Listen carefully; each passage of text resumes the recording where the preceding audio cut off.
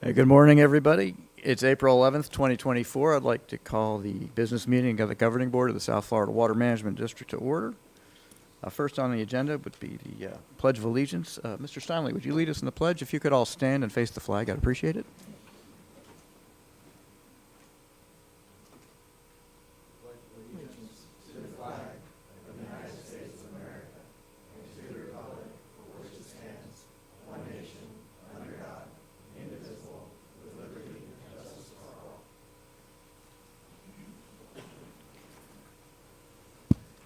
Thanks, Jake.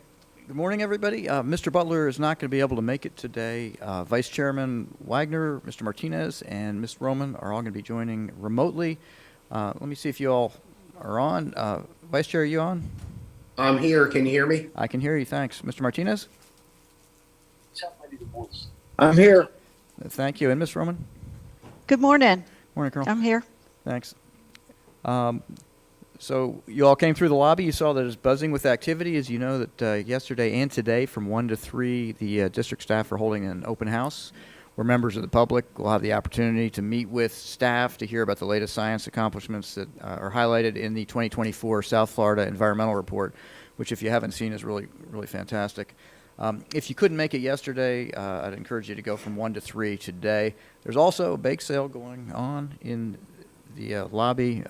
You can pay with Venmo or Zelle or cash, and proceeds go to the Employee Committee Fund to sponsor other events throughout the year. There's an item on the consent agenda recognizing April as Water Conservation Month. Drew, I understand you're also going to speak to that in your Executive Director's report. Members of the public on Zoom who wish to address the board may use the raise your hand feature. If members of the public are having any trouble and need help, please go to our website, sfwmd.gov, and click the Ask Us button at the top of the page. Staff will help you.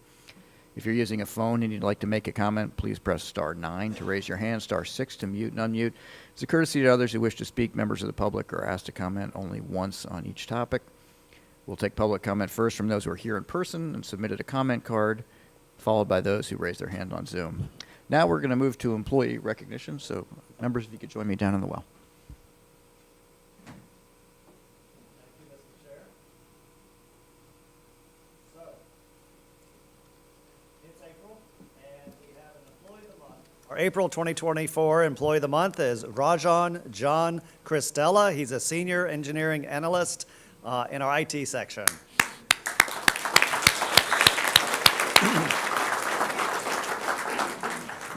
So Christella is part of our SCADA system, a very key part of the SCADA system network.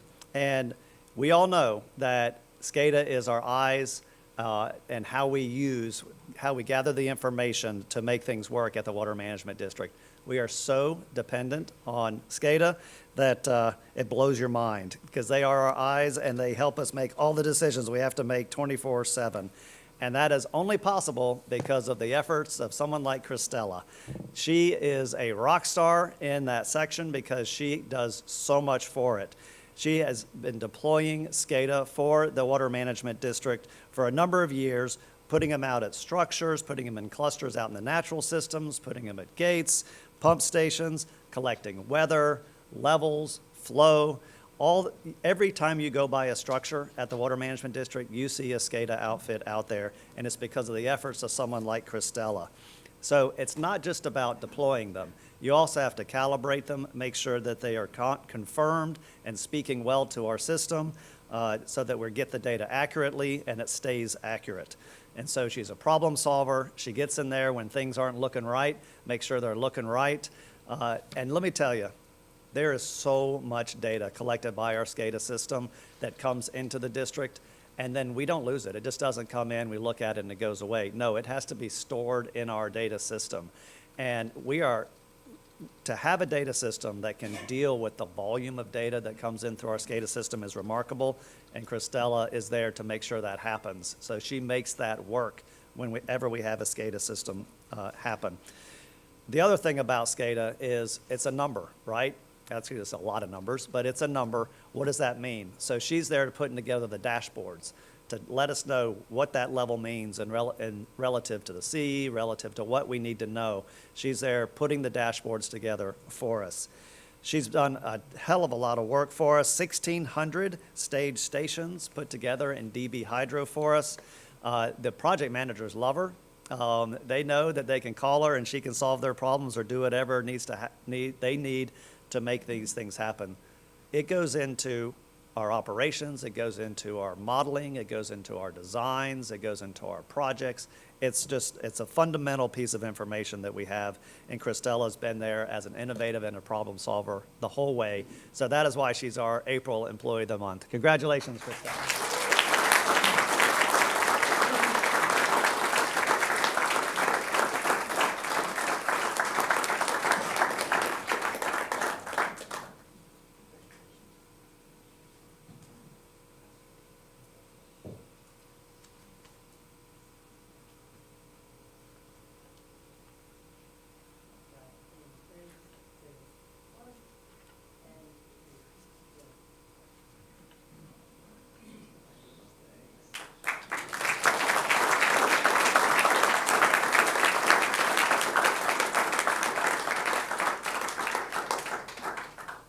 All right. Our April 2024 Team of the Month is our microwave team, consisting of James Betzold, Jason Lutz, Aaron Reed, Les Richards, Darren Ricketts, Steve Robinson, Dale Vestrom, and Jeffrey Wheeler.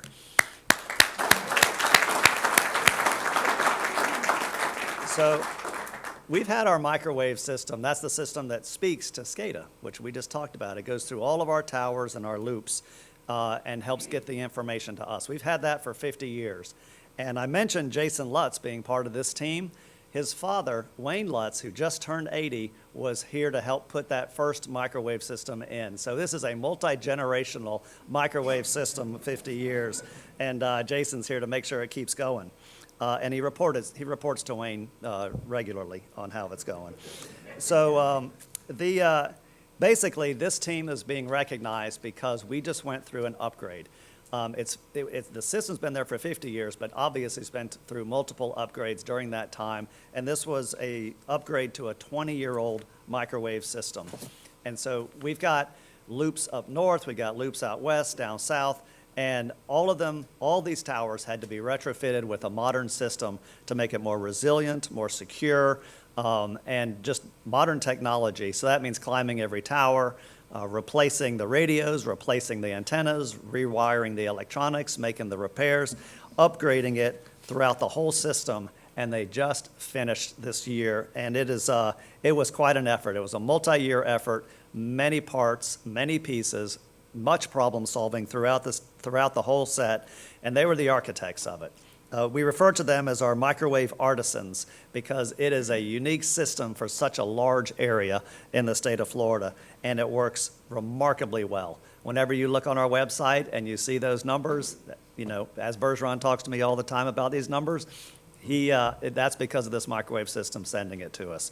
So it was an incredible feat, a lot of effort, a lot of creativity and innovation and problem solving, and so they got the job done. And as we sit here right now, you can rest assured that the 9 million people that depend on our flood control system, we're doing the job because of this microwave system. So thank you, team. Congratulations, April Team of the Month.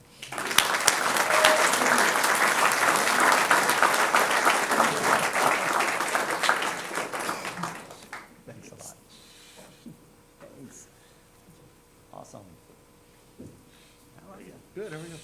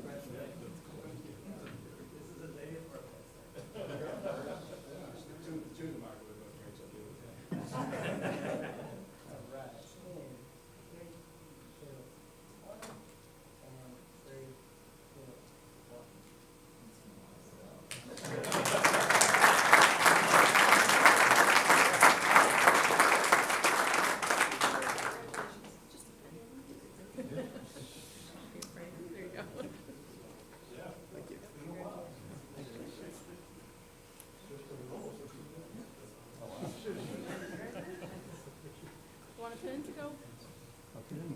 I think you need more. If you, I already have one. I need extra. All right. Time for some service awards. We have a 25-year service award for Keith Herring. He's our lab director in analytical services. All right. So Keith came to us 25 years ago, and it says here he had no gray hair, no wife, no kids, and no dog. I guess that becomes relevant later. But he started in the laboratory 25 years ago, and just this last April, 2022, he became our lab director in the laboratory. So he's had a road of laboratory work throughout those 25 years.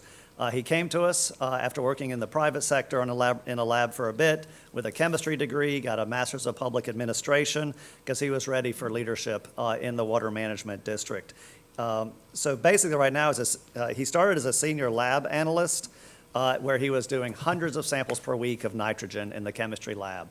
But he wasn't going to do that, so he basically moved around chemistry, did a lot more chemistry, learned what it meant to be a government lab versus a private lab, right? A government lab with lots of responsibility and a lot of weight on his shoulders as far as, you know, the quality of the data, the timeliness of the data that we all use every day here at the South Florida Water Management District. He had leadership in his blood. He joined our mentor program and got into the leadership programs here at the Water Management District. A program called Leader within Leadership Development Program at the district. And really took off. So this is his progression. After being a chemist, he became a supervising chemist, a section leader and lab manager overseeing all the chemists. Then he went into data validation and quality assurance activities and oversaw those, which is super critical at the lab.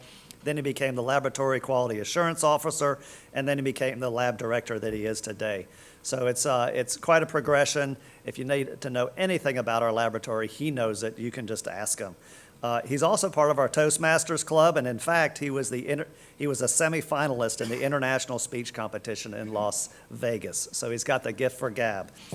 On his private side, he's an avid comic book reader and collector.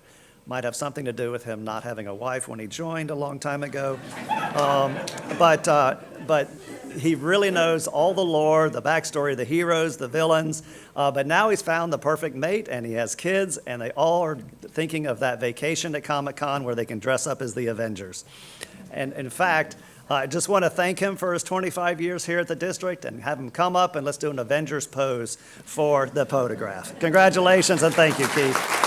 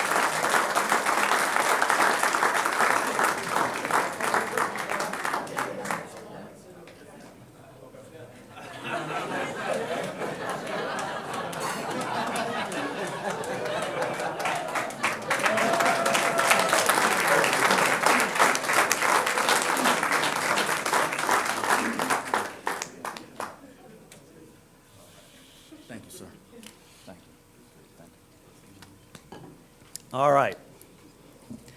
That was fun. I'm personally a fan of Dragon Con in Atlanta, but that's where I'm from. Nerds are the new cool. Everyone. All right, 25-year service award. That is Queenie Williams. She is a planner scheduler at the Clewiston Field Station. Queenie. So she came to us 25 years ago in the West Palm Field Station as a administrative resource assistant, and then she eventually in her career made it out to Clewiston, and she's progressed to be not, from the start to the finish, she is basically in charge out at Clewiston as a planner scheduler. I don't think anyone would disagree with that, but she went from her first job through procurement and purchasing. Into the planner scheduler position, which is like a centerpiece of every field station, because that's how we track our missions, right? That's how we get the job done. That's how we deploy people. She has an associate of arts that she came to us with, and then she's certified as a Florida Certified Contract Manager, which helps her incredibly in her current position. She's an invaluable contributor. Clewiston is a rock star of a field station. I was out with some landowners earlier this week, and they were remarking about how responsive and helpful Clewiston is whenever they need to talk to them about water in the district. And I know that has a lot to do with the folks out at Clewiston, but in particular, I know Queenie has a big role in them being able to be responsive, as our field stations very much are. So she's been with us for 25 years. We'd be lost without her. Queenie, thank you so much for your 25 years of service.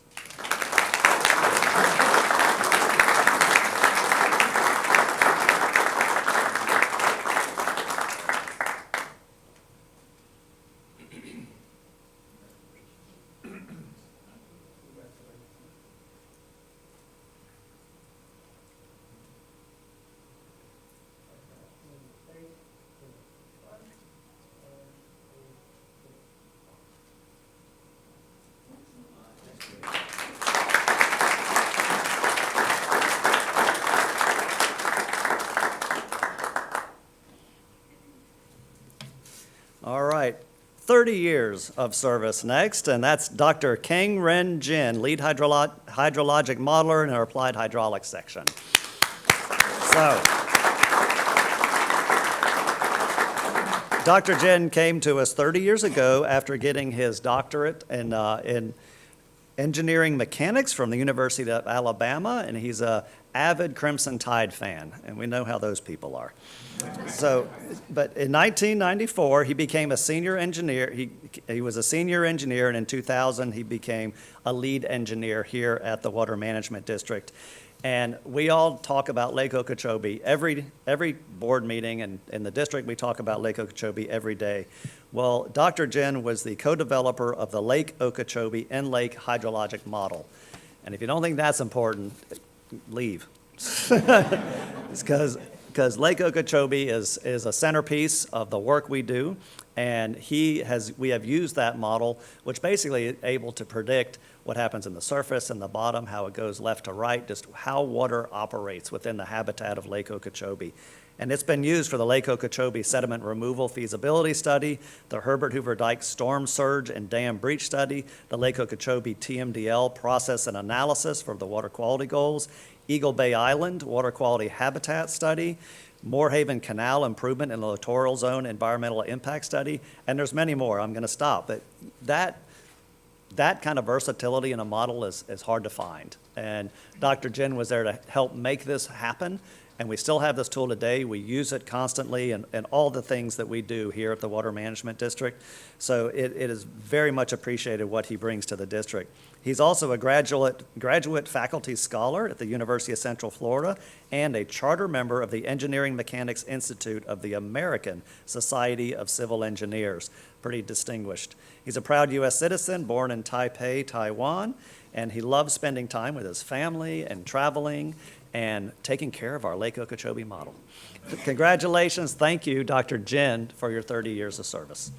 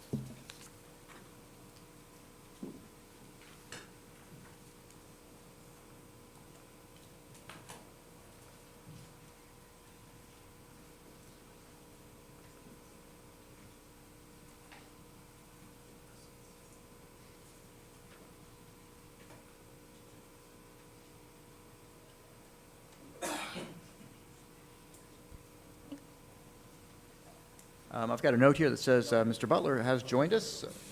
He will be shortly. Mr. Butler will be joining us.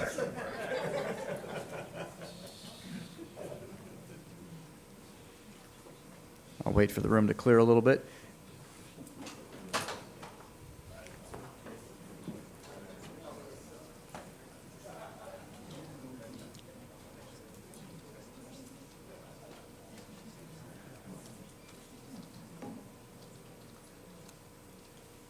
Drew, when you were mentioning the microwave team, I was thinking back to my college days. That was what, like, all my brother and I and our cooking skills. So, come a long way. How many frozen pizzas did you try to microwave, right? That's it. I was thinking burritos and hot dogs.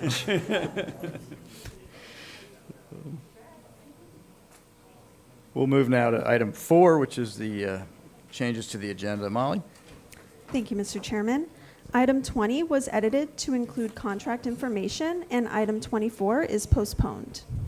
Thanks.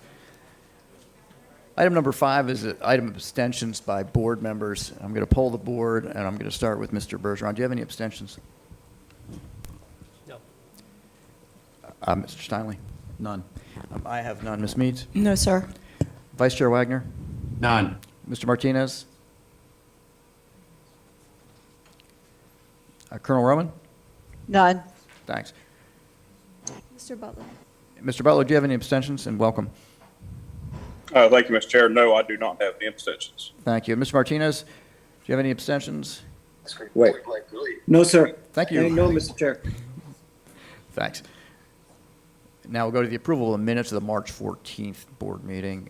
Does anyone have any changes to the minutes? If not, is there a motion? Make a motion? I'll second. I have a motion and a second. Any further discussion on that? Hearing none, I'll call that question. Mr. Bergeron? Mr. Steinle? Yes. I'm going to vote yes. Ms. Meads? Yes. Vice Chair Wagner? Yes. Mr. Martinez? Yes. Thank you. Colonel Roman? Yes. Mr. Butler? Yes. Thanks. That passes unanimously. The Executive Director's Report. Mr. Bartlett. Thank you, Mr. Chair.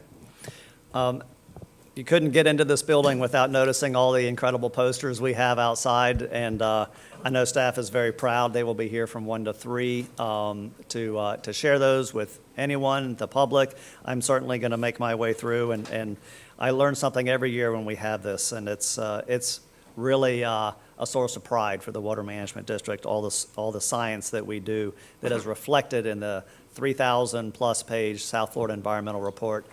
But you can get the Cliff Notes version outside. But it goes deeper than what you see outside, for sure. Last board meeting, we did speak a little bit. We heard from the public about the water conservation areas and the relationship with the S12 structures.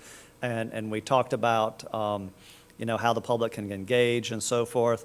The Colonel Booth has agreed to join me here at my executive director's report, but he's on Zoom. And I had asked him if he could talk about the path forward on the S12s and what direction the Corps is going in that. So with your indulgence, Mr. Chair, I'll turn it over to Colonel Booth. Sure. Molly, do you have him online? Executive Director Bartlett. Morning, Colonel. Just double check, y'all got the audio? Yes, we hear you. Thank you very much, Executive Director Bartlett. Thanks for having me here today. To the members of the governing board and the public, appreciate the opportunity. As you all know, we've had some pretty high water levels throughout the system over the last year, and going into September and early October, Water Conservation Area 3A was extremely high, well over schedule. At the request of the Miccosukee Tribe and a lot of other state and federal agencies, Jacksonville District initiated an emergency deviation to our water control plan to bring those water levels down. That plan, which we were able to get implemented in mid-November, allowed us to keep the gates open, the S12s and the 343s open until Water Conservation Area 3A came down to schedule, basically to normal operations, normal water levels. The extent of that deviation ran out on the 30th of March, and we closed those gates on the 1st of April. And I know that caused some pretty significant concerns about closing those gates while 3A was still approximately 3 or 4 inches over schedule. It is currently down to about 1 inch above schedule, and with the current conditions, we would expect it to be at schedule here within the next week. So we're seeing much drier conditions. What I want to describe is a process that we have to follow for our water control plans. And when we do any changes, so our water control plan, think of it like an operating manual for your vehicle. It's a commitment to the public on how we're going to operate the system. Our current operating plan was formulated a few years back and approved. And anytime we deviate from that plan, we need to go through a process to do that. The deviation I just described was probably the most limited version of a deviation that we could go through. We used up that entire capability. And then going into another deviation that's going to be longer term, which we're doing, we have to go through a federal process, basically directed by the Environmental Protection Act, and it tells us how we do that, or the rules that have come forth from Congress's law. And so when we make a change to a water control plan, that's considered a federal activity or a federal action that may impact the environment or the human environment. And so the Endangered Species Act kicks in. It requires us now for this next deviation to do an environmental assessment. We take in the science that's given to us by the Fish and Wildlife Service. It looks particularly, if everyone understands where these gates are, and they're right above Cape Sable Seaside Sparrow subpopulation A.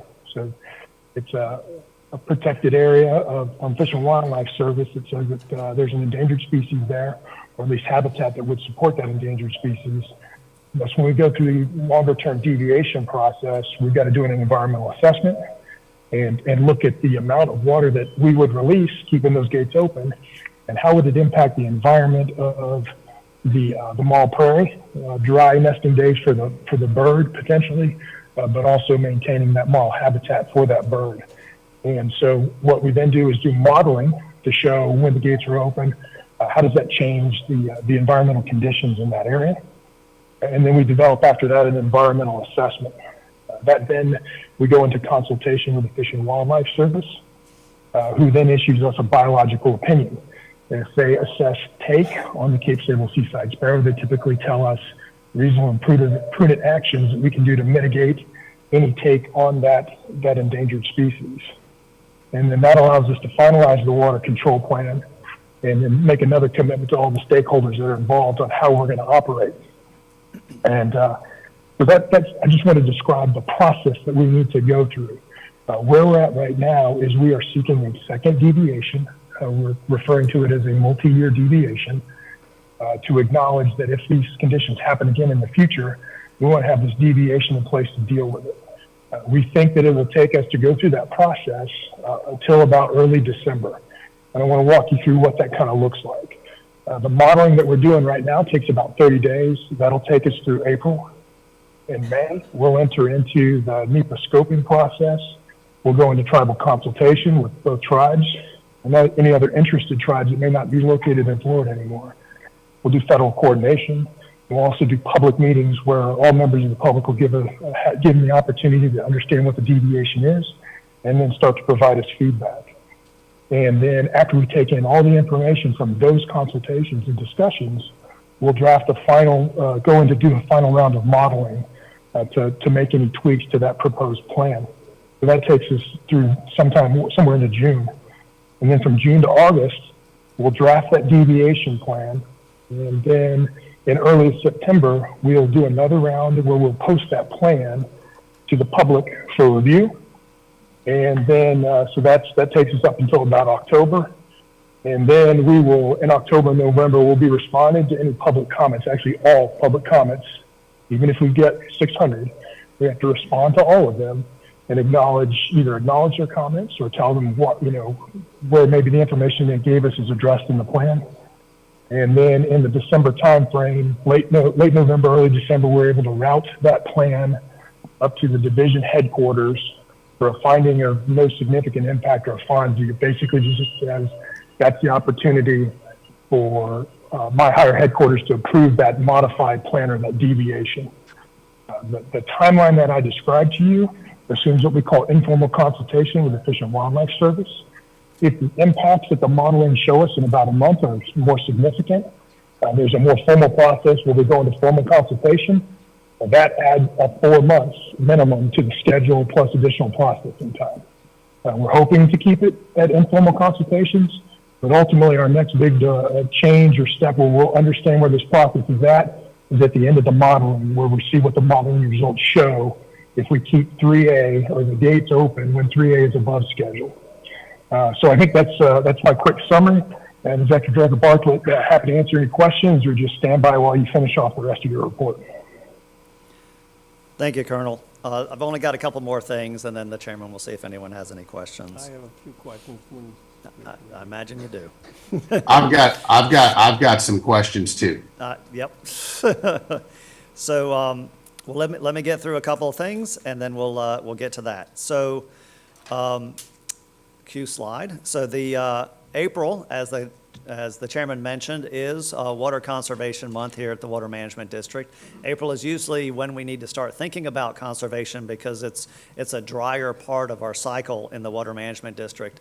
Obviously, this year we've had an El Nino condition, so we've had wetter conditions, and but the habit of conservation is still critically important. We've put this flyer out on the tables. There are a lot of efforts we do at the Water Management District to make sure we have a viable future when it comes to water supply, including alternative water supply. But this is the effort that everyone can get involved in. And so there's lots of ideas that individuals, homes, businesses can do when they're thinking about conservation. It saves money. It's the right thing to do when it comes to the future of water supply in the district. That is why on the consent agenda today, there is a resolution that the board will adopt declaring April as Water Conservation Month, because that is the most important month of the cycle that we live here in South Florida to do water conservation. But it is something we should be doing year-round. Also, earlier, I guess it was last week, we had the governor signed Senate Bill 1638, and that is funding for environmental resource management. That's the bill that basically took the new revenue source, which was the compact funding, and apportioned it out to the priorities of the state. And I can tell you, just reflecting, I've worked at the Environmental Protection Agency and seen how new revenues get spent in other states, and it's Florida that is spending new revenues on our natural resources, which is quite remarkable. It shows the importance that we all put on our natural resources here in Florida. And so so it's got 96% of the revenue generated from the Seminole Compact to fund water quality improvements, infrastructure, and continued acquisition and management of Florida's conservation land. In 2024, that revenue is estimated to be approximately $750 million. But also, most importantly in that bill for us, is the $150 million necessary for our management, operations, and repairs of the aging Central and South Florida water management system. The governor talked about it at the event, but we've got a flood control system that was built in the middle of the last century that 9 million people depend on, and it needs upgrades. And so this $150 million is going to go towards that. The other thing it's going to go towards is a Lake Okeechobee ecosystem study that we're going to partner with Florida Gulf Coast University on to figure out how we can best manage the habitat inside Lake Okeechobee. So the event was held at our field station. You see the picture on the screen, but Vice Chair Wagner did a remarkable job recognizing the importance of our field stations to the employees that were standing there, and I think it's something we all recognize, and this clip we have shared with all the employees, and I'd like to play it for you right now. We are standing here for this bill signing at one of our 8 field stations in this district. We hold a lot of board meetings in our headquarters, but it is the men and women of these field stations who serve the public from these operational bases for flood control, and it is these critical and essential staff who maintain and operate our water control structures, machinery, and lands associated with our regional water management systems. These great men and women deserve recognition, praise, and gratitude, as they are the ones who interface with the public and work hard every day to make sure our local communities are safe. You all are the backbone of the Water Management District, and we want to say thank you.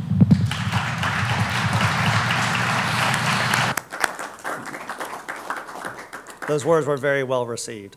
So that's all I have for you today, Mr. Chair, and I'm sure there'll be some discussion now. Thanks.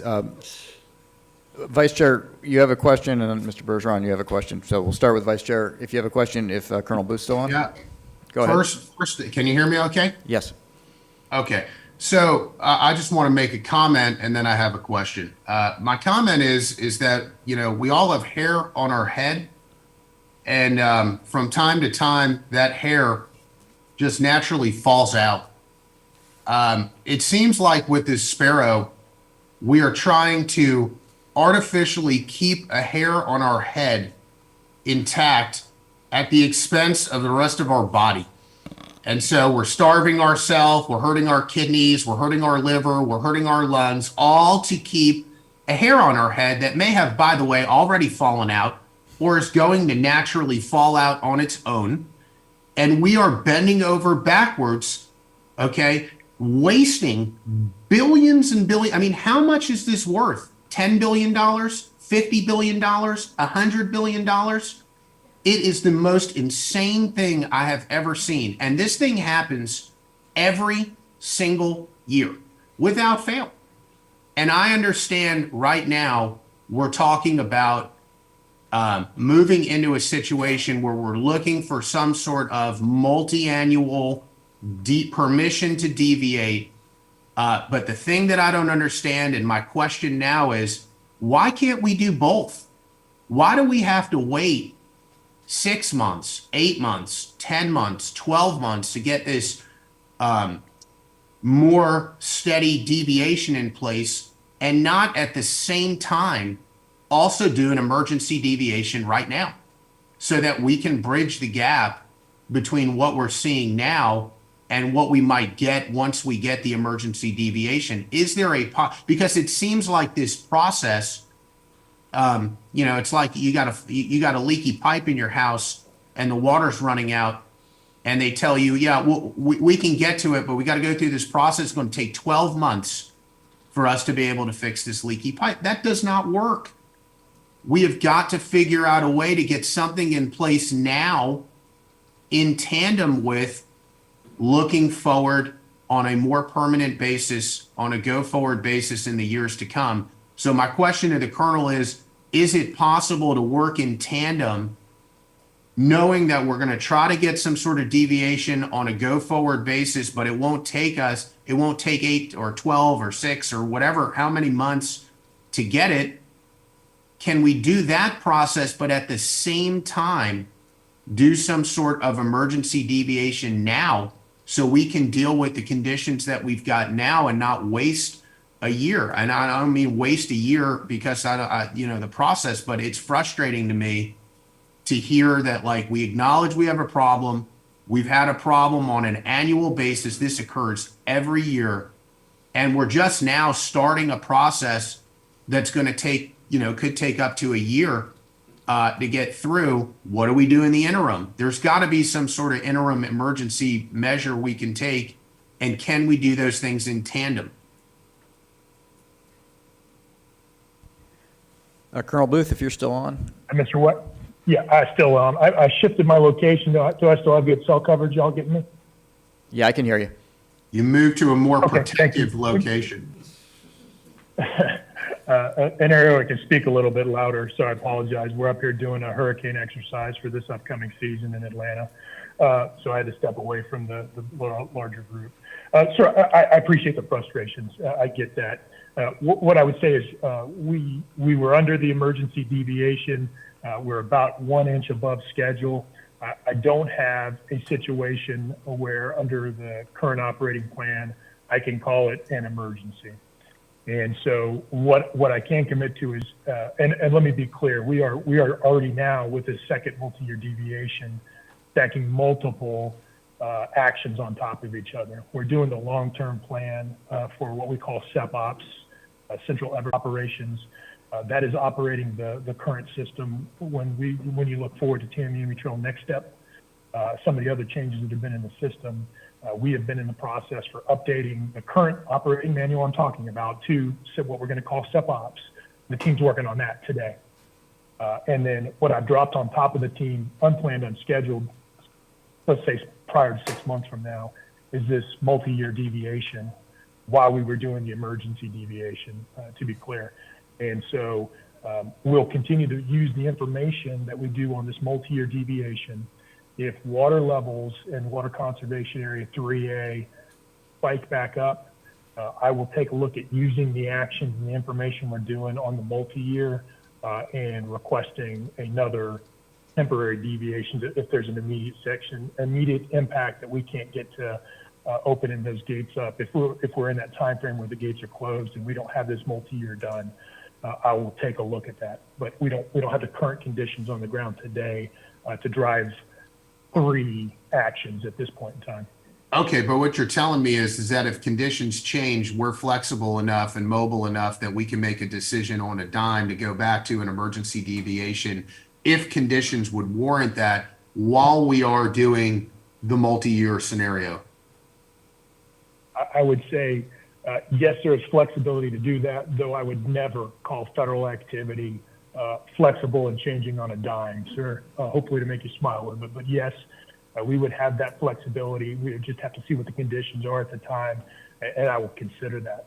I want everybody to understand we're pushing the team as hard as we possibly can, but recognizing that the same team that is doing this multi-year deviation is the same team that's working on LOSM, is the same team that's working on SEPOPS, is the same team that's working on the A2 STA interim operations plan, and is the same team that's working on changes to the operations control of the C-44. We are doing our absolute best to balance that, but there will be, as we stack these unplanned deviations on top of these regular activities to modify the water control plans, those regular activities will slip.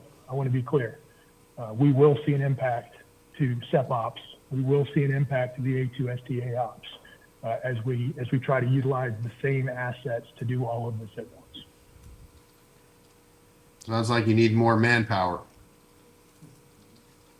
I think just about everybody does in this country at this time. Jacksonville District is no different than any organization trying to hire talent in the current environment, sir. But that is a true statement.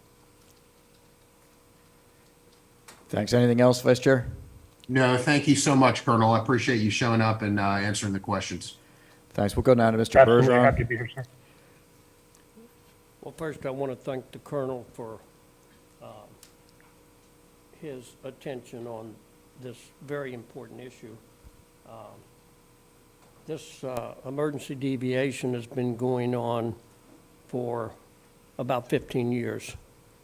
And I'm happy to hear that the Corps is moving forward on changing the COP and allowing the S-12s to operate on a condition base, which means that if the Central Everglades is above schedule, the gates don't close. We've been operating on a time certain, and we've had catastrophic events.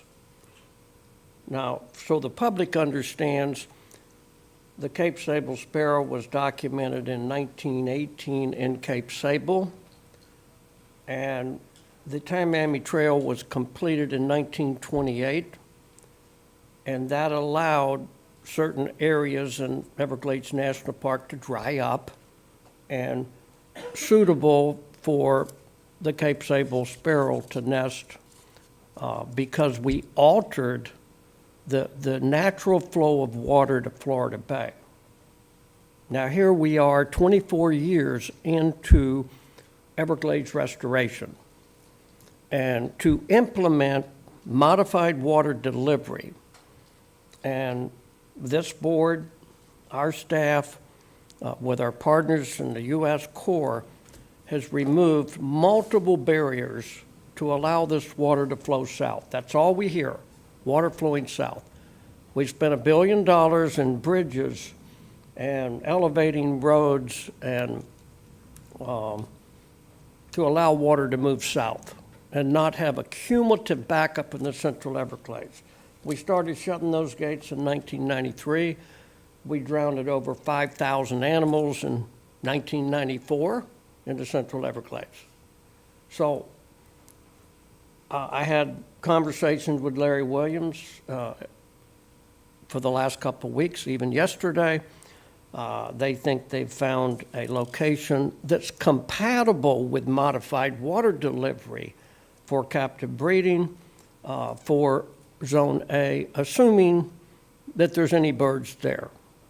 It's been documented that the bird is exculpated, and I really want to compliment U.S. Fish and Wildlife and the Corps, understanding that we're on the threshold of water moving south based upon the road being elevated, and understand that this allows us to allow water to flow based upon our own science.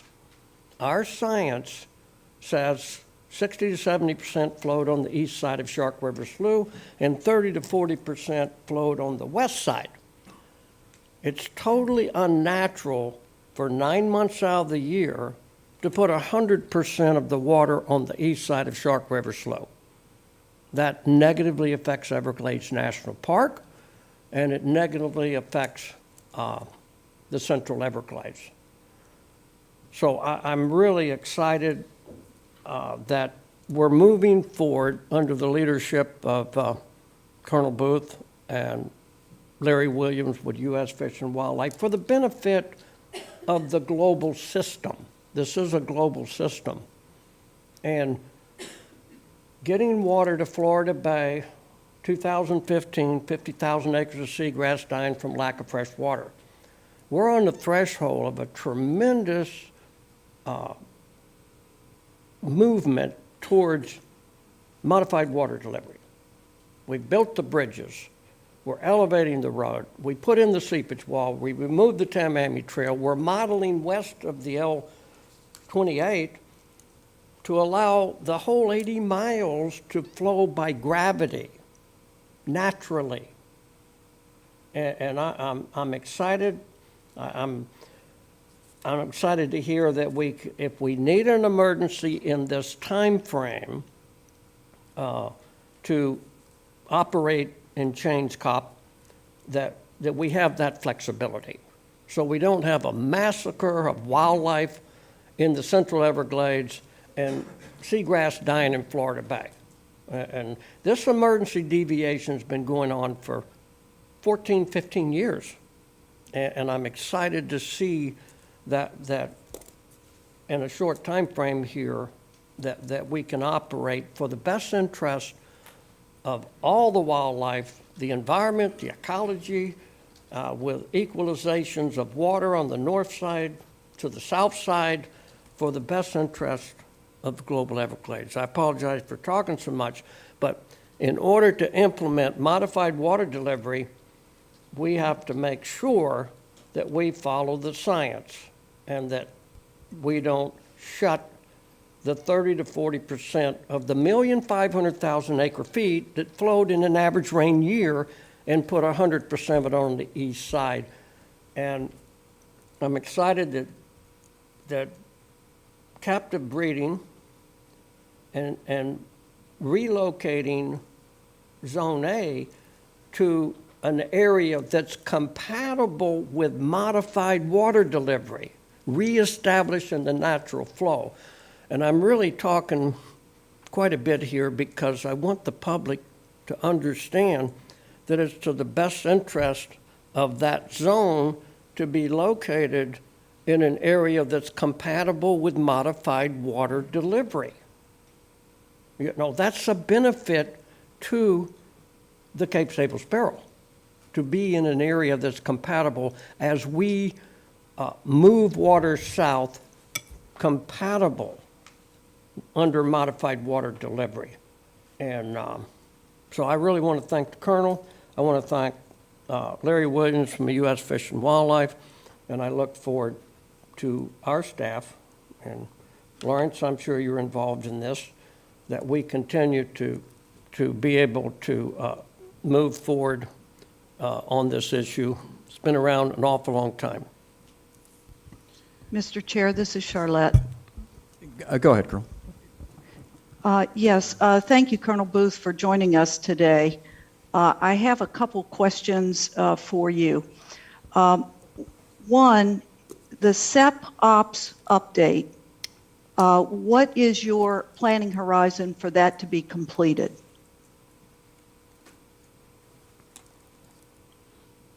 Colonel Roman, thank you. Ma'am, off the top of my head, and I don't have it listed in front of me, I want to say it is, I believe it is the spring of 2026, but I'd have to go double check on the actual written schedule. I don't have it in front of me, ma'am.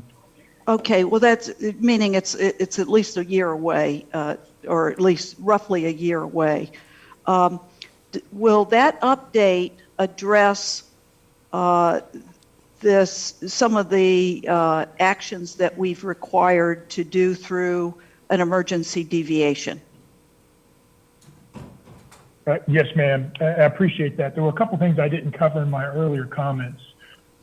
What we're talking about, the old plan, based on trying to protect the habitat, when we did our modeling years ago, said, hey, we've got to keep the gates, these S12s and the 343s closed from roughly October, early November, until, I want to say it's the 15th of July. So let's just say July every year. That would create conditions for that marl habitat to be dry the appropriate amount.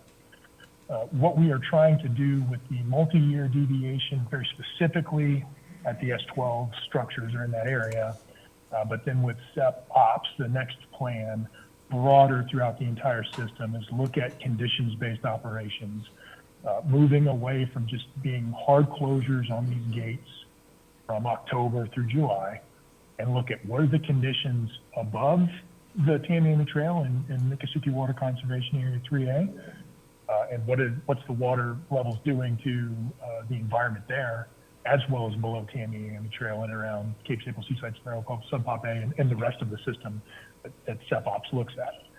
Simple answer is yes. We're trying to roll the information that we are going to gain from this multi-year deviation and use the coordination as we move forward with SEP Ops to make sure that it has that long-term perspective as well. So you wouldn't need to use the tool for the emergency deviation because it would already be built into the operating plan. Is that correct? Yes, ma'am. The intent is to have this baked into the longer-term SEP operational plan. Okay, because if there, I would see this as a priority because we seem to be talking about this and have been talking about this as a board for the whole time we've been together for 5 years. To me, the emergency deviation process takes too long. It's really not an emergency. To me, an emergency deviation process is something that's more agile, that we can actually address conditions on the ground and make corrections. So it's good to learn that the SEP Ops update will include this, but it's going to be a year away. And I'm hoping that maybe, Colonel Booth, you could relook that and see if that wouldn't solve many of the issues if we could get that update done sooner rather than later. Yes, ma'am, I appreciate it. If you listen to the list of operational plans the team's working on, it's challenging. The schedule I'm talking about for the multi-year deviation takes us a lot longer than I would like. And I'm hoping that we can find areas within the core to shave some of the time off of that. But if you look at when we do SEP Ops, the multi-year deviation that I described to y'all is just changing one little thing in a broader system, just the operations of the 12. But the comp plan we currently operate on is much broader. And so we're just modeling and looking at a very finite piece of the current operational plan to make that multi-year deviation. SEP Ops looks at the entire system and the impacts of different water sources coming in, different flow regimes in different directions, much more complicated, even than the 6-month process that I'm describing to you. So I do not believe we're going to get it done any earlier than what the current schedule has for it. Though I would like to, it's much more complicated.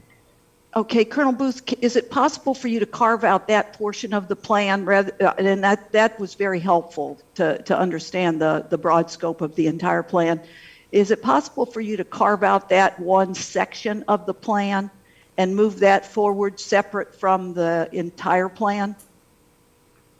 Well, that's the intent of the multi-year deviation. It's why we're calling it multi-year, ma'am, is the intent is to be able to use conditions-based operations in and around the S12s, the 343s, for multiple years until we can get SEP ops approved. And then we move into a newer plan that is broader in scope and takes the conditions-based operations into account. So I think what we are doing right now is actually going to where you want us to go. Okay, because I'm thinking December versus the spring of 26. So that would buy us some time if you can get it done by December. So I appreciate that. Thank you. I have one other question. Mr. Bergeron, go ahead. So, Colonel, we're able to, assuming that the water backs up, a cumulative backup, that we can continue to work with the Corps on the emergency deviation to make sure we don't have a massacre of wildlife in the central and lack of water moving south, and understand that the Miccosukee has taken a tremendous impact. I was out there 4 weeks ago with them on various islands that they live on, and they plant their corn, they plant various food, and so you're tremendously impacting them as well. But when all these islands go under, and 95% of them are Indian mounds that were built thousands of years ago, and that's refuge for fur-bearing animals.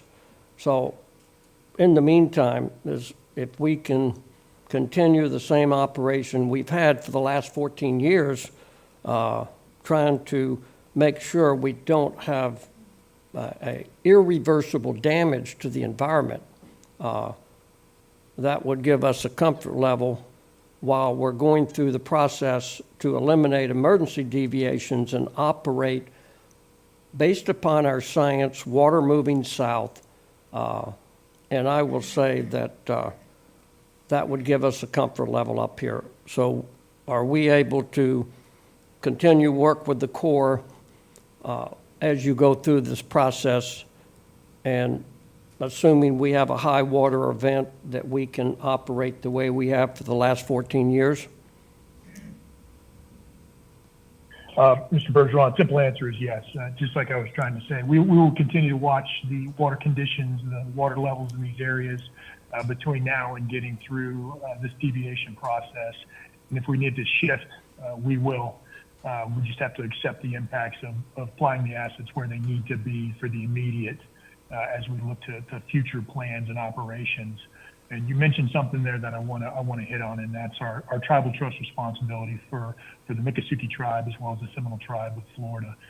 We really appreciate the opportunity that we have been given, been invited out many times by both tribes to visit as guests and understand the impacts of the operations of the Central and Southern Florida system on the environment and their culture. And I do not take it lightly. I know Mr. Williams over at Fish and Wildlife Service does not take it lightly. Our government-to-government and tribal trust responsibility to act in the best interests of the tribe, but also stay within the laws of our nation. We are talking to our teams about that and making sure that we take indigenous ecological knowledge into account alongside what we would call Western science as we go through this process to make sure that the voices and the interests of both tribes are taken into account as we develop, as we move forward with all of our operations and relationship with the tribes. Well, thank you for your leadership. I want to thank Larry Williams again for his leadership.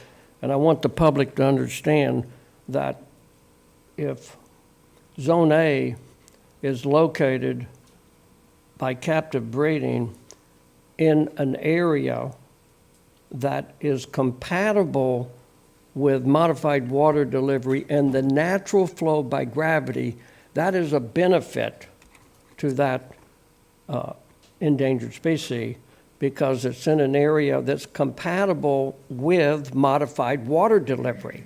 and I apologize for talking so much, but I don't want confusion. We respect all endangered species. There's 70 of them. But if we have to implement modified water delivery, natural flows to Florida Bay, or we won't have 70 endangered species, we'll have 170. And so, thank you, Mr. Chairman.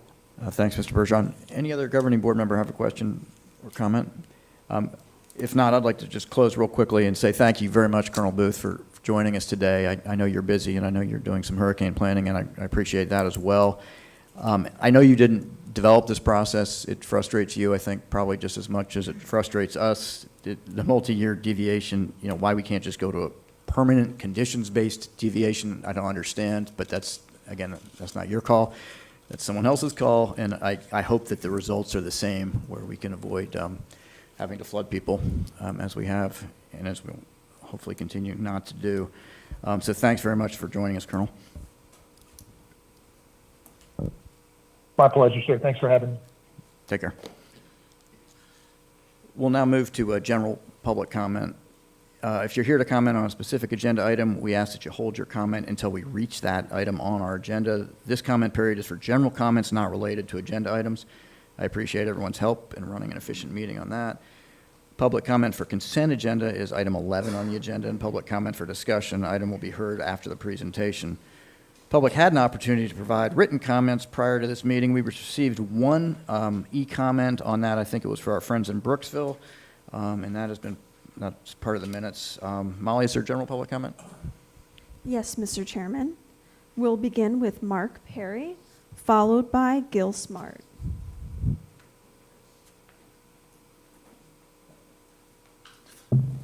Good morning, Governing Board. Mark Perry, Florida Oceanographic. It's really good to see the session going on at the outside. It's the second year I've seen it, and it's a great representation of the South Florida Environmental Report that you do each year. It gives us that interaction with the scientists that are working on that in your staff, so I really applaud you for that. It's great to have the updates, too, on the agendas each month of the SERP program updates and project updates, as well as the NEP project updates and stuff like that.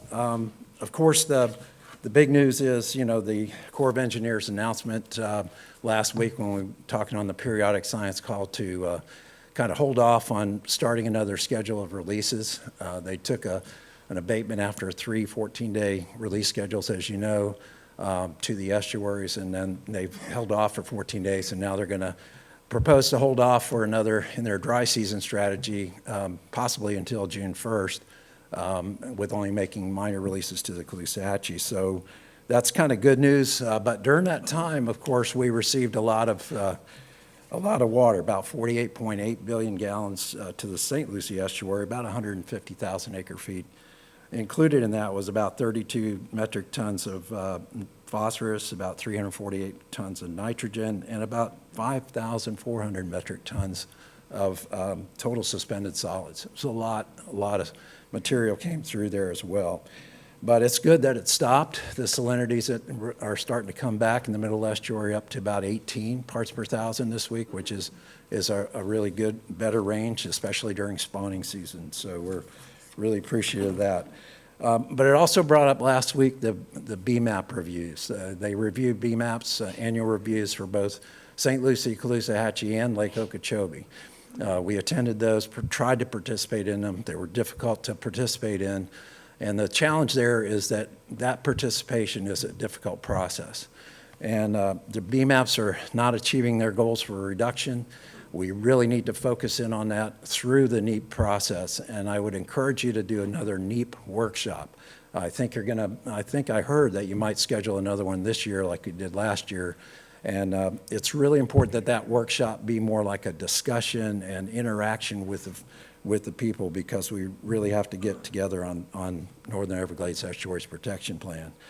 So I encourage you to start that. Also, we need to just, we got to stop the pollution in the watersheds before it gets to the water bodies like Lake O or the estuaries. And we got to try to revive that river of grass and try to send that water south. I know it's difficult with the management of the deviations and everything right now, but that's what we got to keep doing and working on. Thank you. Thank you, Mr. Perry. We'll hear next from Gil Smart, followed by Eve Samples. Morning, Governing Board members. My name is Gil Smart, and I'm here on behalf of Vote Water, where we believe Florida's water crisis is a political problem and requires a political solution. Last week, we published a report on how the STAs are used and how they might be used in a more equitable fashion. And our researchers crunched the numbers and came up with something you might find pretty interesting.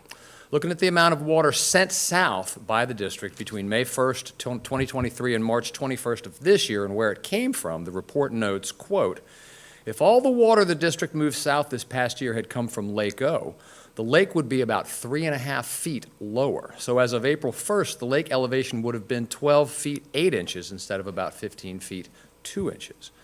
A little later on in the report notes that if you look again at this data, splitting the STA flow 50-50 between Lake O and the EAA would drop the lake elevation slightly over 21 inches, making the lake elevation on April 1st about 13 feet 5 inches. This should make it abundantly clear that if the STAs were managed in a way that reserved more capacity for water from the lake itself would be in far better shape and the threat of discharges to the estuaries would be far lower. Just consider the benefit to the lake itself. Had the lake water been given some sort of priority in the STAs, we wouldn't be talking about an SAV crisis on the lake. There would be no SAV crisis. High water levels would not be threatening the bass fishery. I realize there's all sort of justifications for why the STAs are managed the way that they are, but as a matter of public policy, I think we need to acknowledge that they are currently managed for the benefit of the few to the detriment of the many. And consider, too, that in coming years, taxpayers in general will pay more to operate the STAs as the agricultural privilege tax drops from $25 per acre through 2026 down to $20 per acre from 2027 through 2029, $15 per acre from 2030 to 2035, and $10 an acre after that. As our report concluded, in the coming years, as the EAA and the sugar industry pays less and less of the costs of operation and maintenance, it only makes sense that lake water should get more and more space in the STAs, especially as harmful discharges from Lake O continue to inflict harm on the northern estuaries. How can we justify continuing to give Big Sugar more for less? Thank you. Thank you, Mr. Smart. We'll hear next from Eve Samples, followed by Jake Foytik. Good morning, Governing Board members. Eve Samples, Executive Director at Friends of the Everglades. We were founded by Marjorie Stoneman Douglas in 1969. As it happens, last Sunday, April 7th, was Marjorie's birthday, which in Florida we celebrate as Everglades Day, so happy belated Everglades Day. One of the things Marjorie was most passionate about was holding polluters accountable and making sure that Florida residents at large are not left on the hook to pay for pollution. That brings us to today. As Gil just alluded, the South Florida Water Management District operates more than 60,000 acres of man-made marshes known as stormwater treatment areas. These STAs cost $2 billion to build and another $22 million a year to operate. Taxpayers paid for construction, and we also pay for half of the annual operating costs, with the other half coming from the ag privilege tax. The problem is agriculture gets much more than half of the drainage capacity in the STAs. In a typical year, about 90% of the polluted runoff flowing into the STAs comes from the EAA, where the main crop is sugarcane. That leaves only about 10% of the capacity for Lake O water. When the STAs are full of polluted sugar runoff and the lake is high, the estuaries get pummeled by Lake Okeechobee discharges. That's exactly what happened for 6 weeks starting February 17th. The St. Lucie and Caloosahatchee rivers and the Lake Worth Lagoon were on the receiving end of billions of gallons of polluted lake water. We have a temporary reprieve now, and we appreciate it. Thank you to the Army Corps and the district. But make no mistake, the threat remains. It's a rigged system, and you all have the power to improve it. Over the past couple of weeks, more than 1,300 Friends of the Everglades supporters have emailed you messages asking you to operate the STAs and with the greater good in mind.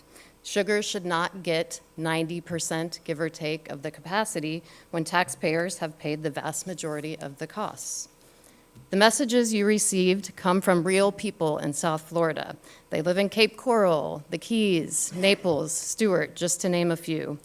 They understand that the system is being operated to benefit Big Sugar at the expense of the rest of us. Please listen to these requests. Find more capacity for lake water in the STAs. We know moving water south must mean meeting water quality standards, and the court-ordered deadline for doing so is fast approaching. When we ask you to move more water through the STAs, we are not asking you to sacrifice water quality.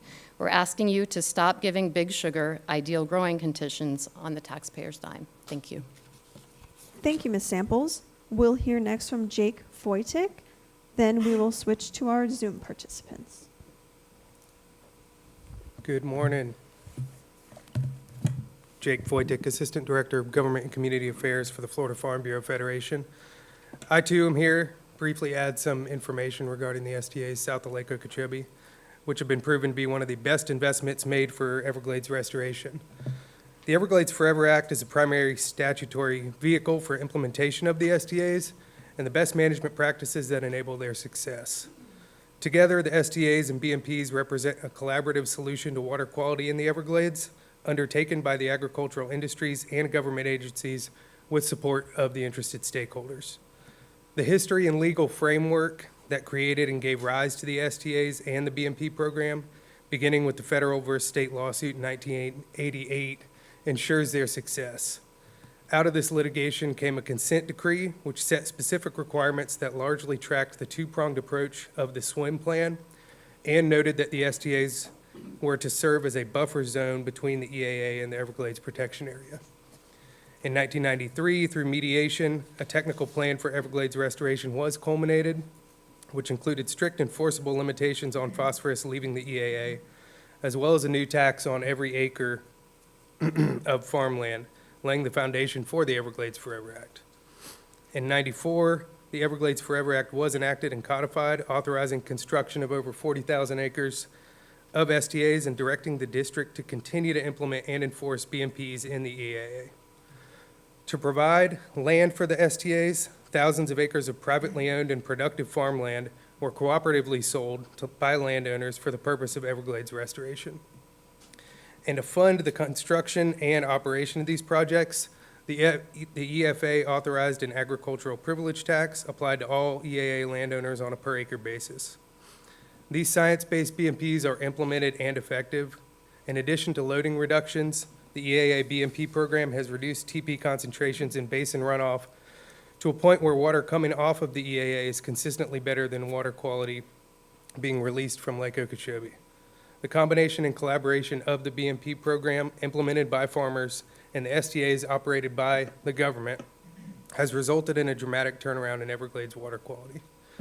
And it's not just EAA farmers who are going above and beyond. Bona fide farmers, statewide, inside and outside BMAPs, are continuing to provide a whole host of environmental benefits, reduce water and nutrient use, and provide for wildlife habitat and green space, all while providing food security for our nation's safe, abundant, and affordable food supply. Thank you. Thank you, Mr. Foytik. Moving on to our participants on Zoom, we'll hear first from Jackie Thurlow-Lippisch, followed by Nyla Pipes. Ms. Thurlow-Lippisch, please unmute your mic.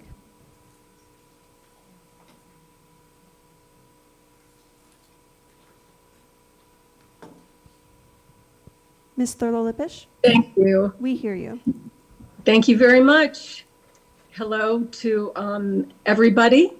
I'm speaking to you from Hilton Head, South Carolina, which is a very historic place. My comment today is one that I made at the Rivers Coalition meeting recently, and that it's that I believe and request that there is more, I don't know, just please make the operational position statements transparent. Make them available to the public.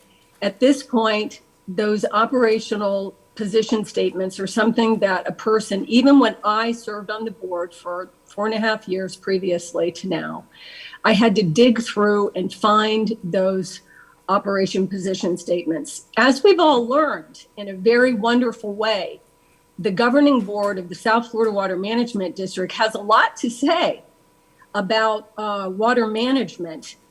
They're not just sitting up there to be pretty faces of the governor. And they are there to represent the public and give valuable insight from the public, local knowledge. So when Major Bell was asked in his interview why the Army Corps stopped discharging from Lake Okeechobee to the estuaries, his thoughtful reply was because of the recommendation of the South Florida Water Management District. Hallelujah, incredible.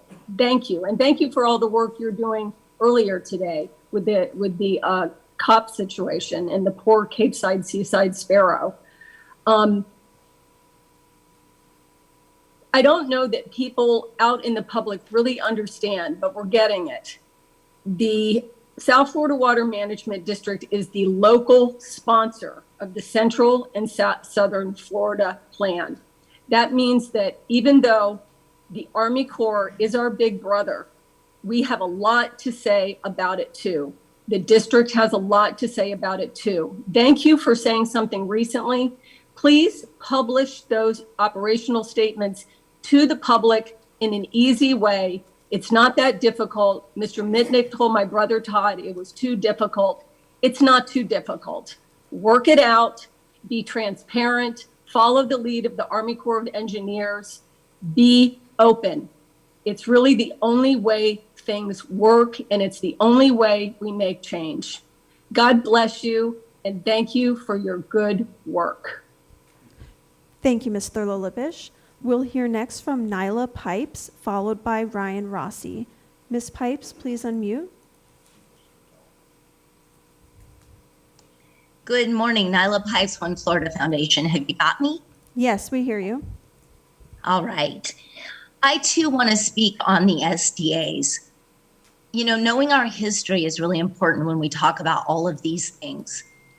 What people seem to be missing is that the stormwater treatment areas were literally designed the way they were to prioritize EAA water as a part of settlements from lawsuits. This is literally the law, the way that these SDAs are prioritized. Lake Okeechobee water was always to be secondary. And part of that is because Lake Okeechobee water is dirtier, higher in nutrients than what came off of the EAA. Whether we like it or not, the EAA is a part of our treatment plan south of Lake Okeechobee. Trying to rewrite history and undo the good work we're doing south of the lake would be a huge mistake. I implore the fellow environmental orgs and you at the district to keep your focus on north of the lake. If we continue to ignore what needs done north, we will never get where we need to get regarding Lake Okeechobee and sending more water south, because we will never get it clean enough. So stay focused. Don't go trying to rewrite history and make a big mess of the success that we've already got with our SDA program. The ASR wells, Lake Okeechobee Watershed Restoration Project, LOPAR, which could use a lot of support. Those are the places we need to focus our energy. I also want to talk about the seaside sparrow. I too am frustrated with how long it takes to get these deviations for a bird that is not there.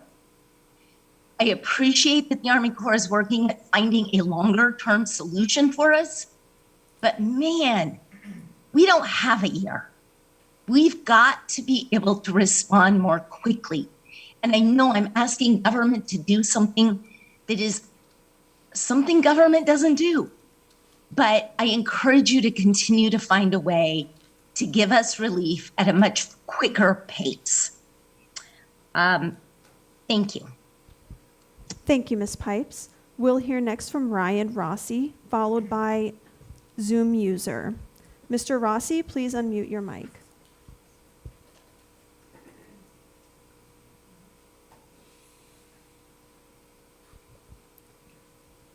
Mr. Rossi, please unmute.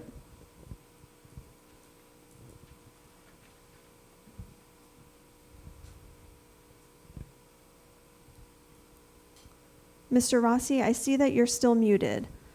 We will move on to Zoom user. If you're logged in on Zoom as Zoom user, please unmute your mic.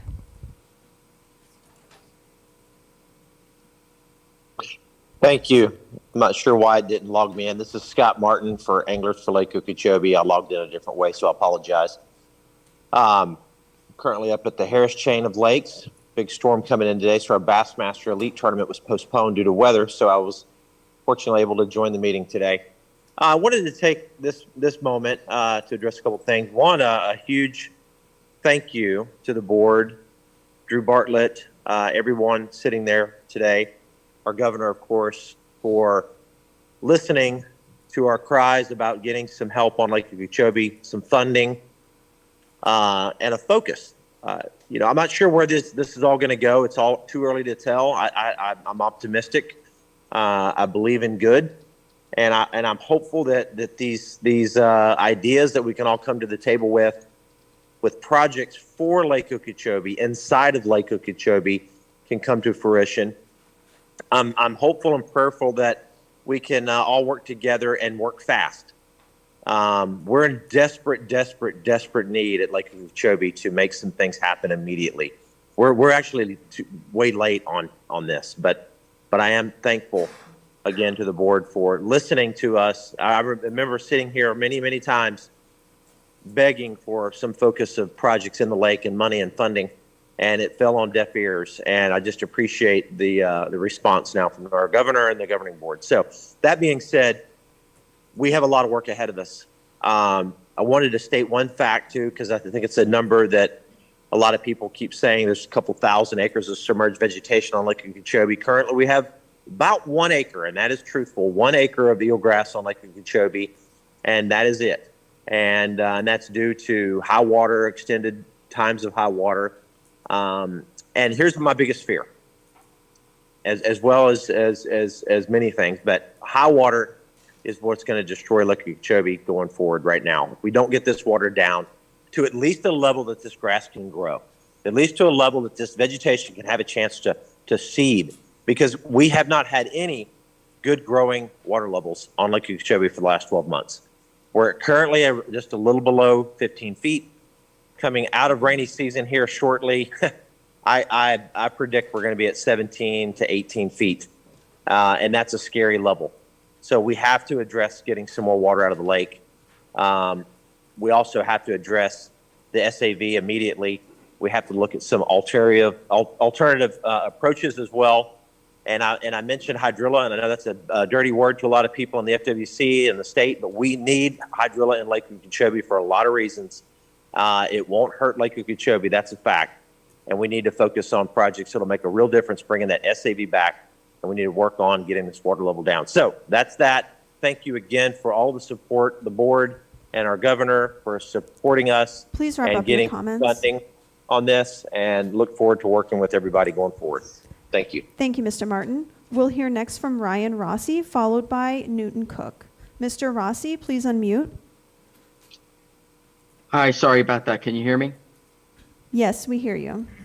Okay, good morning. Ryan Rossi, South Florida Water Coalition. The purpose of my call was actually not to address Lake Okeechobee issues, but I'll just quickly say, after hearing the Colonel's report, I agree with some of the other commenters that I think that for as long as most of us have hung in there waiting for solutions to this, there's got to be a more expedient approach to this next part of the problem. So that's all I'm going to address on that. But actually, I was calling in because I wanted to use this opportunity to publicly thank the staff at Boca Raton Water Utilities for hosting some local high school students last month for a tour of their facility. I'm personally thrilled that my organization, the South Florida Water Coalition, was able to help coordinate this between Boca Water and the Science Club students from St. John Paul II Academy. And I have to say that it was really terrific to see the next generation learn about where their water comes from, the importance of how their water is managed, and of course why water conservation is so critically important as we go forward. I think the public education initiatives like this are not only a benefit to the future of our environment, with raising awareness on how we manage our water with younger folks, but also potentially inspiring future scientists and engineers to potentially want to get involved. And I think that the biggest takeaway from this event, as terrific as it was that water is not an infinite resource. It is a finite resource, which is why we all rely on smart management now and in the future for our local communities. So again, I just wanted to give a shout out to Boca Water Utilities, and I hope that we can all work together on additional initiatives like this for our local high school students and beyond. Thank you so much. Thank you, Mr. Rossi. We'll hear next from Newton Cook.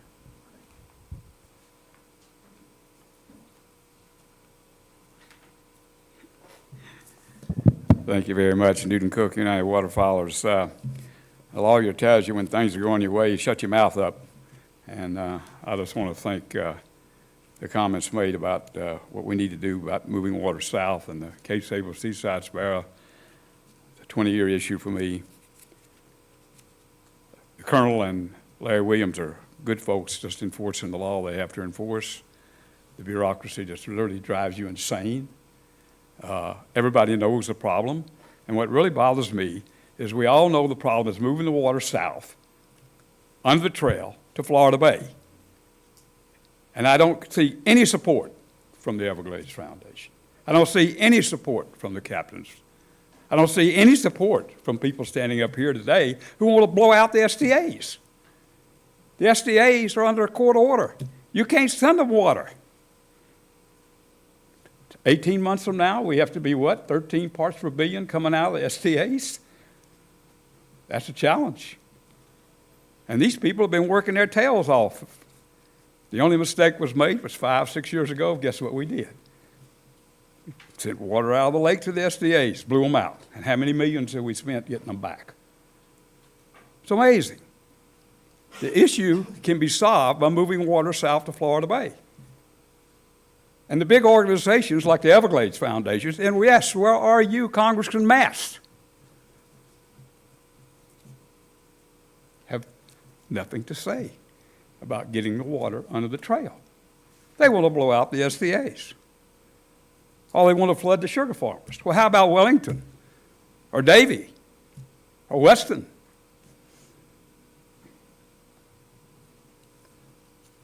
Now I want to say thank you very much to the district for having the meeting over on the West Coast for the Green Heart of the Glades. We had a standing room only. I always tease Drew, I got more people at my meeting, you get at yours. But it is a tremendous thing, and it is a tremendous thing the district does. And it's much appreciated. And that's going to be a difficult nut to crack over there. There's a lot of issues there to be solved, but we're working on them. And I want to thank Governor DeSantis, who just announced the Gulf Coast University Water School will be studying what we can do about improving Lake Okeechobee. The first time in 20 years that somebody has actually put together a program to see what we can do, as Scott says, to improve the lake, the heart of the Everglades. Finally, we're addressing the bird. Finally, we're addressing the heart of the Everglades, the lake. Thank you very much. Thank you, Mr. Bergeron. Thank you, Mr. Cook. Mr. Chairman, we have no additional general public comment. Well, thanks, Molly, and thank you all very much for your comments. We're going to go now to board comment, and Mr. Bergeron, I'll start with you. Thank you, Mr. Chairman. First, as always, I want to thank our staff. We've got the greatest staff in the world, I think. 1,500 strong. It just amazes me, the talent. We're so blessed as board members to have such a staff under us. And I want to thank all the stakeholders. You know, that's how we come up with solutions, is listening to the public and coming up with solutions as we attempt the largest environmental restoration in the history of the world, in the largest drainage district in the world. It's quite an undertaking, and I'm very honored to be a part of that. I want to thank our governor and the legislators for their leadership and their funding towards projects that will save one of the natural wonders of the world. I also want to recognize Dan O'Keefe, which I have an awful lot of respect for, and thank you, Chairman of South Florida Water Management, for, I think, at least a decade or greater, Dan. And me and him got very close over the years. As an FWC commissioner, I called Dan at midnight, 2 in the morning, and how we're going to get water beyond the Tamiami Trail. But thank you so much for your leadership. I think a really important issue, and I know, Drew, you've had some conversation with DOT on the raising of the Tamiami Trail. I was out there about 6 weeks ago. I drove through the job, and as a civil engineering construction contractor for 60 years, kind of telling my age here a little bit, but I don't see much progress. Actually, there's certain areas that they hadn't even started construction. I think we need to, and you may want to give us an update on your conversations with the Secretary, Drew, but this is critical. I had conversations yesterday with Shannon Escanot, Assistant Secretary of the Interior, and this is a critical issue for DOT to come up with a schedule, a critical path, and how they can accelerate.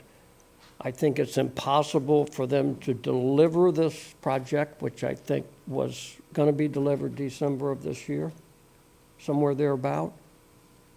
But what I viewed is you could be a year and a half, 2 years behind schedule, based upon my expertise.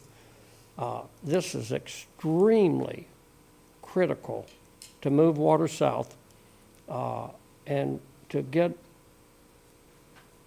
DOT to come up with a schedule that would shrink the time frame, make up the time that's lost as much as possible.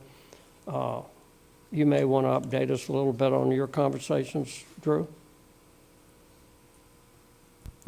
Sure. So Mr. Berger and I were down there probably 3 weeks ago with the Lieutenant Governor, introducing her to the Water Conservation Area 3A. And of course, we drove by the construction project on our way out there. And it was disappointing. There is a segment on the west side that doesn't look like it started. So I did have a conversation with the Secretary of District 6, who is managing that contract. In fact, she had to step out of a meeting with the contractor to take my call. And they are struggling with a situation that is not unlike the situation we had at the C-43 reservoir, which is a challenging one. They are farther along in the construction project, but they do have a schedule. They were supposed to start putting down the silt fencing and getting the site ready for that western segment the following week after I talked to her. I haven't seen, and I haven't been down there myself to see what that progress is. So they do have a schedule. Of course, when we were dealing with our contractor issues, we had a schedule too, and that, gave us only so much comfort. So it is a contractual situation that they are having to manage. And that right now, the schedule as it is has them having the trail raised by about May of next year, right? The whole contract will not be over because then they have to take out the old road and they have to do a lot of cleanup.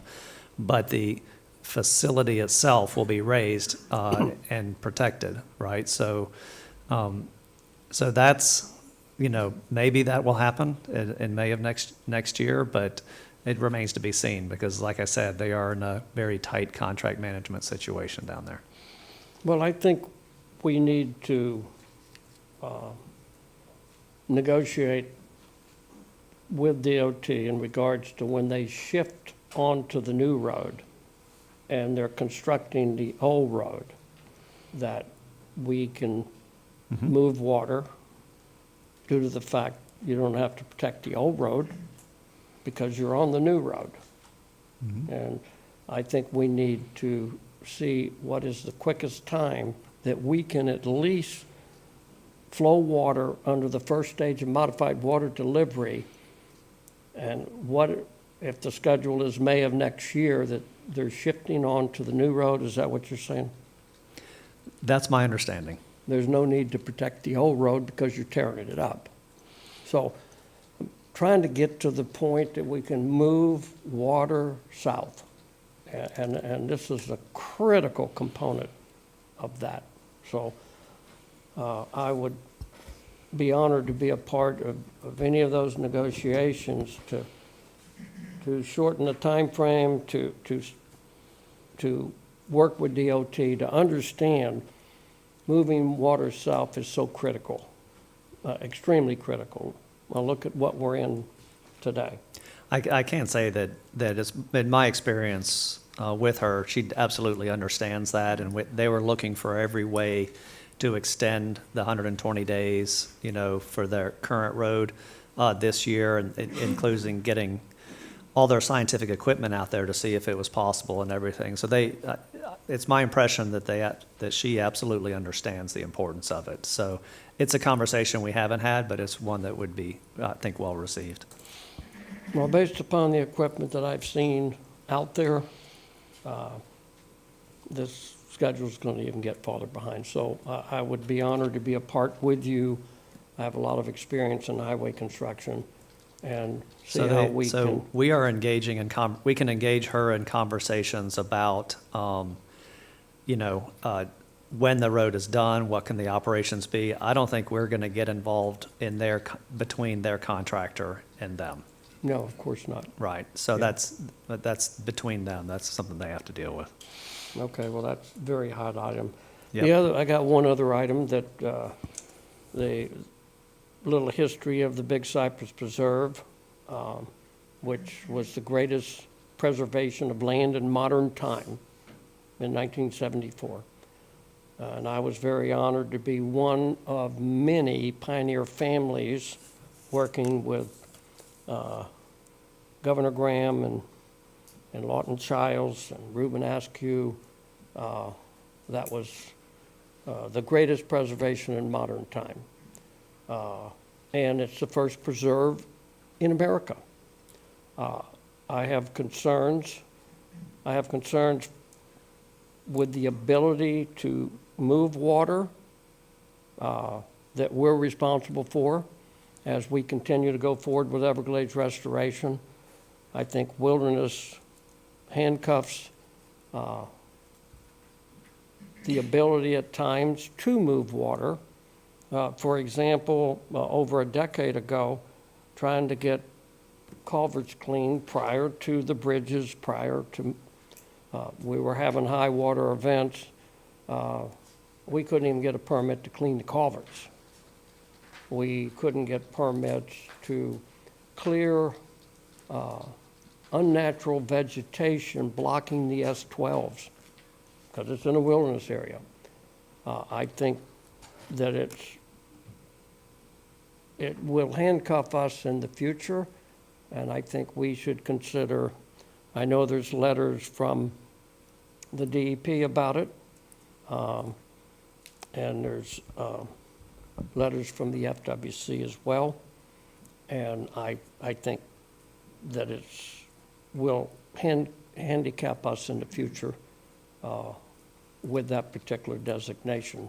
So I'd like for you to kind of look at that, Drew, and let's see if we need to weigh in on the wilderness designation.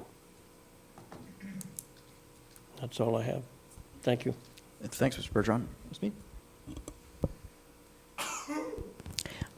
Molly, could you put up the picture of just me? Sorry, you know how it goes. It's always, nope, just me. Oh, you can't. Don't worry about it. I'm going to tell you who the other person is in a minute, but it's a little secret. So, this is my first turkey. And if you think I'm the boss of the shotgun, you're right. But I learned something really important that I thought I should share today about turkey hunting. A couple of things. One, Florida is incredible. I was not born here. I am adopted, and I am not leaving. And when you get out into the wild of Florida, it is a transporting experience that is so beautiful.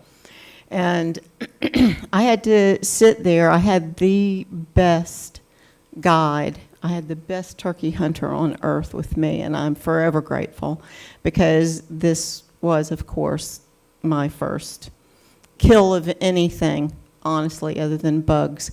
But and snakes, but I really enjoyed it, and it's not in my nature to sit still or be quiet.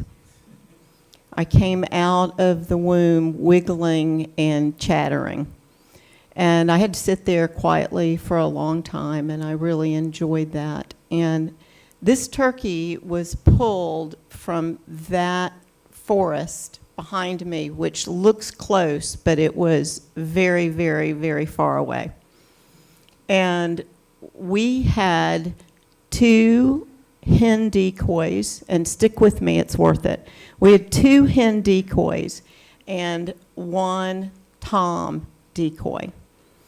And my guide was making both noises, and I want you to know I am going to learn how to use a turkey call. And if you're ever in Walmart and you hear a turkey gobbling, that's just going to be me. I'm just going to walk everywhere using that great turkey call. But eventually, there on the line of the forest comes this turkey, and his head, I watch his head go bright white, and his goozle, whatever you call that goozly thing, turned bright red. And he had hens, right? He had his harem, he had his hens. But it reminded me of Goodfellas when Joe Pesci said, "Do I amuse you?" He started coming across that field, and when he got to our decoy, he jumped up and he spurred it in the back with all his might, and I shot him. And I thought to myself, and I felt no guilt, by the way, turkeys are delicious. They're low on the food chain, they're just dinosaurs, and they're delicious.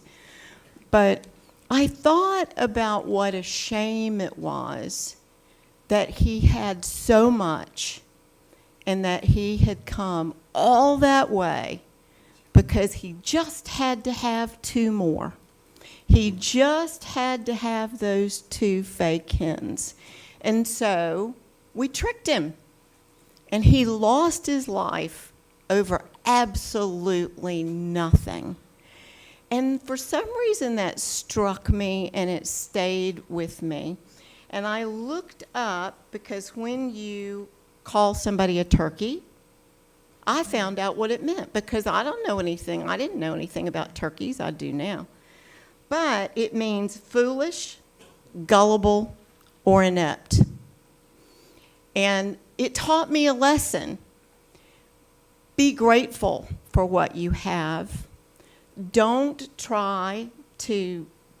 be fooled by thinking the 2 over there are better than what you have. It's a waste of time.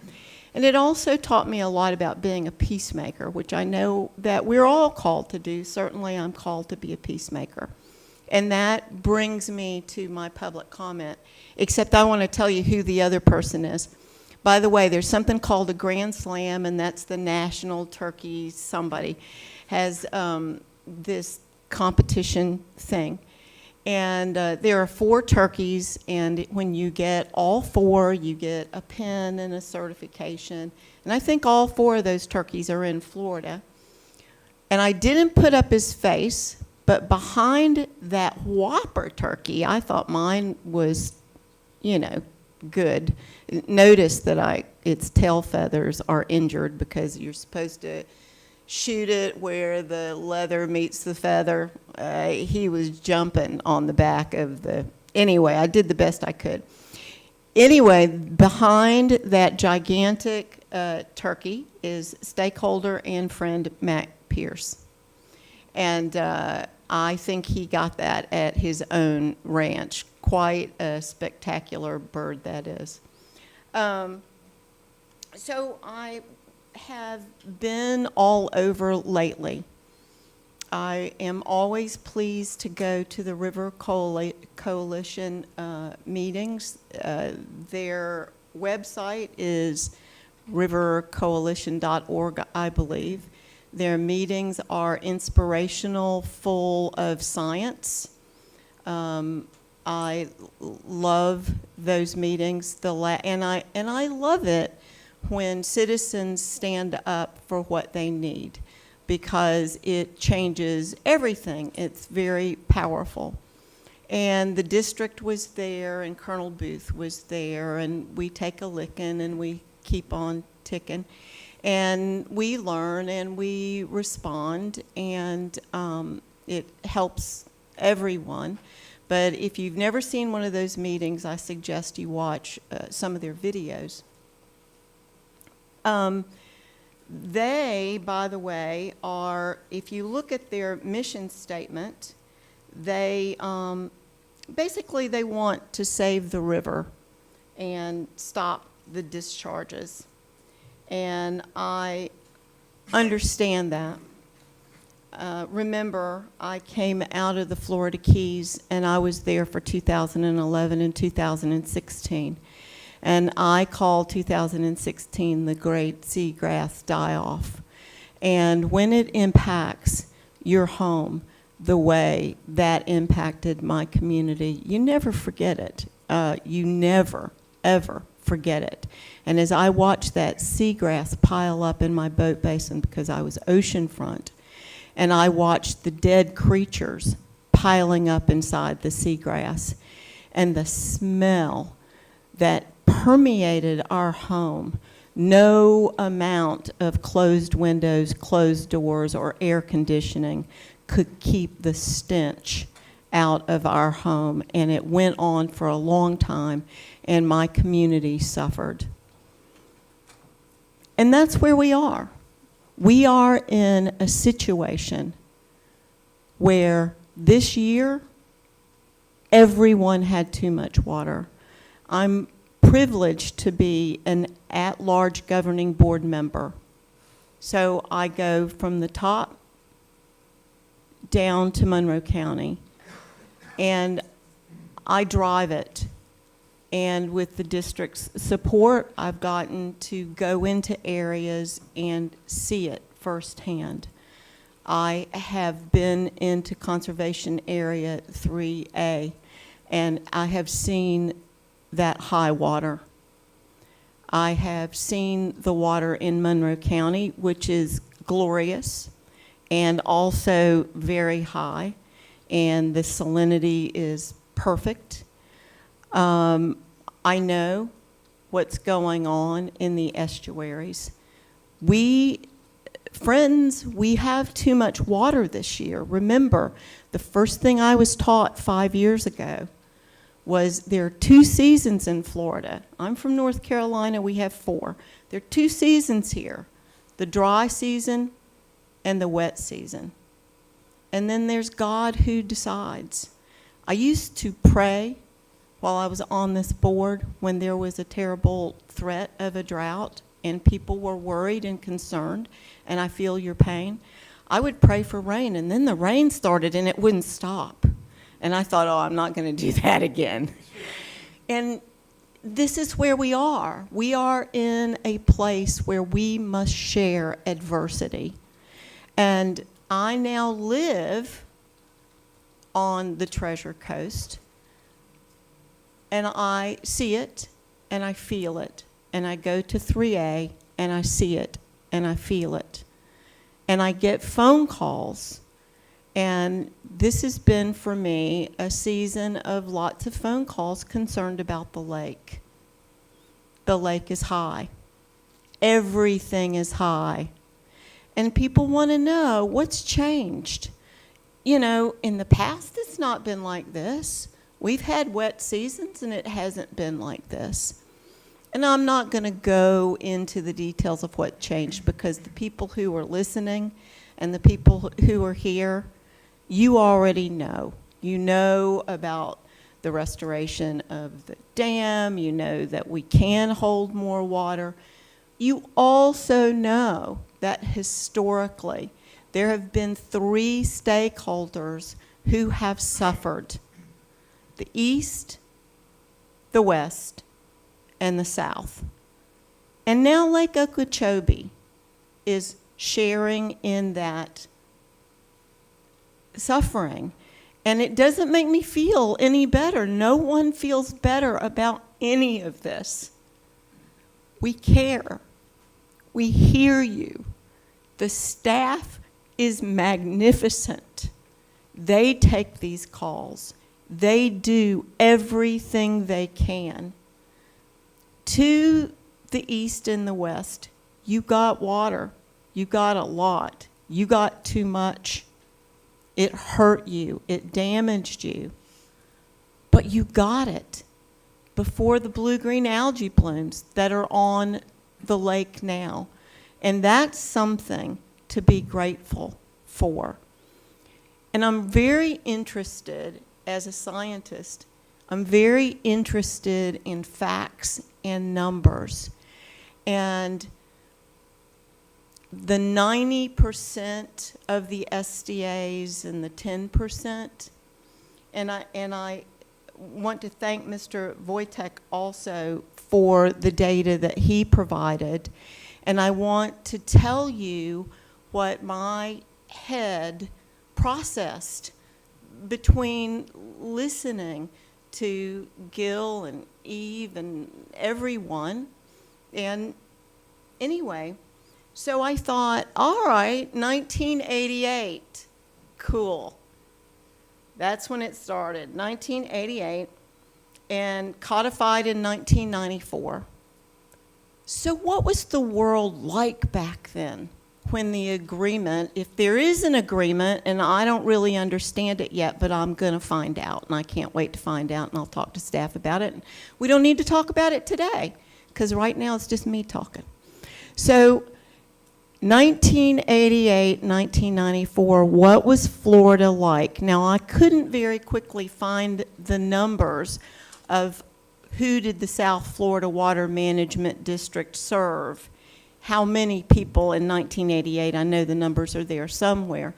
I had to go to the census and to get a feel of what 1988 looked like. But I want to back up to 1930. Did you know that the population of Florida in 1930 was 1 million people? How about that? Did you know today, I'm rounding up, I think, today it's 22 million? 22 million. How did it change between 1988 until the last census? It went from 10 million to 22 million. That's a change of more than 50%. And my point is, well, it's a question, it's not a point, it's just a question for us all to think about. The situation that created a law over 30 years ago is not the situation of today. Maybe the 90-10 made total sense back then. I don't know where people were located. I don't know what was in the district. I don't know. But now it's gone from 10 million to 22 million. And as a peacemaker, I'm not telling you what I think. I don't know what I think. I'm just asking a question. If the population has changed by over 50% in those 30, 36 years, then does the 90-10 still make sense. That's all that I have. Thank you. Thank you, Ms. Meach. We'll go to online folks now. Vice Chair, you have any comments? I silently yielded my time to Ms. Meads. I thought so. Thank you. Mr. Martinez? Thank you.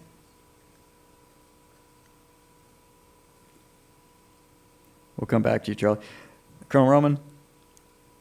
I have nothing at this time. Thank you, Mr. Chair. Thanks. Mr. Butler?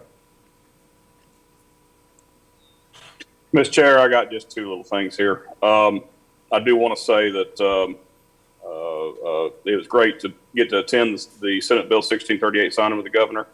And I want to say that in the remarks that Secretary Hamilton had, he addressed the shiny equipment we had as a backdrop and referenced the shiny tires.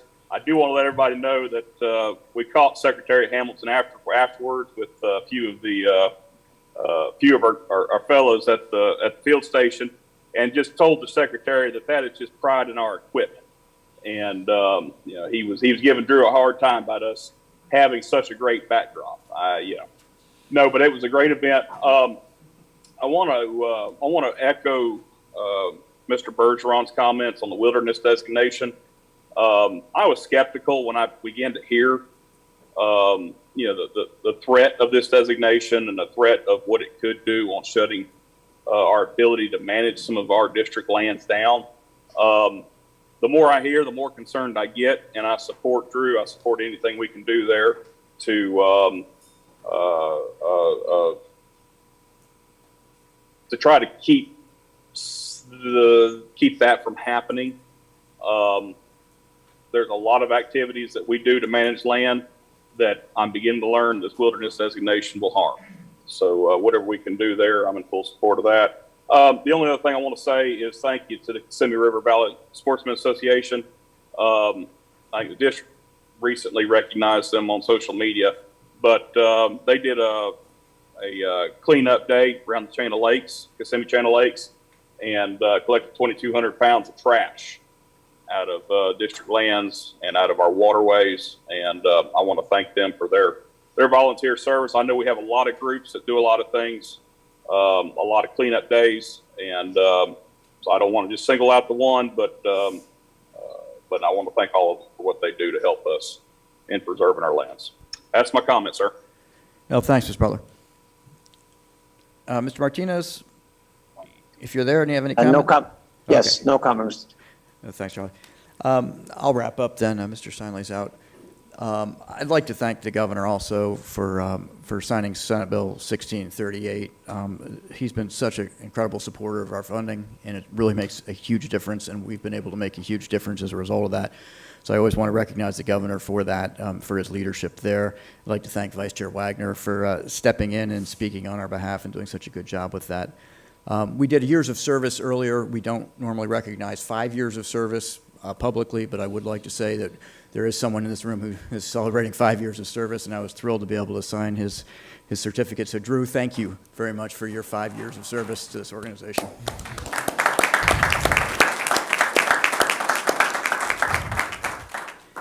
I'd like to say on a more somber note that our prayers are very much with Senate President Pasadomo and her family after the really tragic passing of her husband, John, who was just an incredibly important person in Southwest Florida. Our community in Southwest Florida is definitely better because of his efforts and his service to Collier and Naples. So he's really going to be missed, and our thoughts and prayers are with the senator. And also on a personal note, I want to thank you all for being so supportive of me. I apologize. I've been sort of absent the last couple of weeks. I lost my mom the week before Easter. I lost my mother-in-law last week. And your prayers, your notes really provide my family a lot of comfort, and I appreciate it very much. So now we'll move on to consent. Are there any board members who'd like to move any items on the consent agenda for discussion? Is there any comment? We do, Mr. Chairman. We'll hear from Caitlin Newcamp.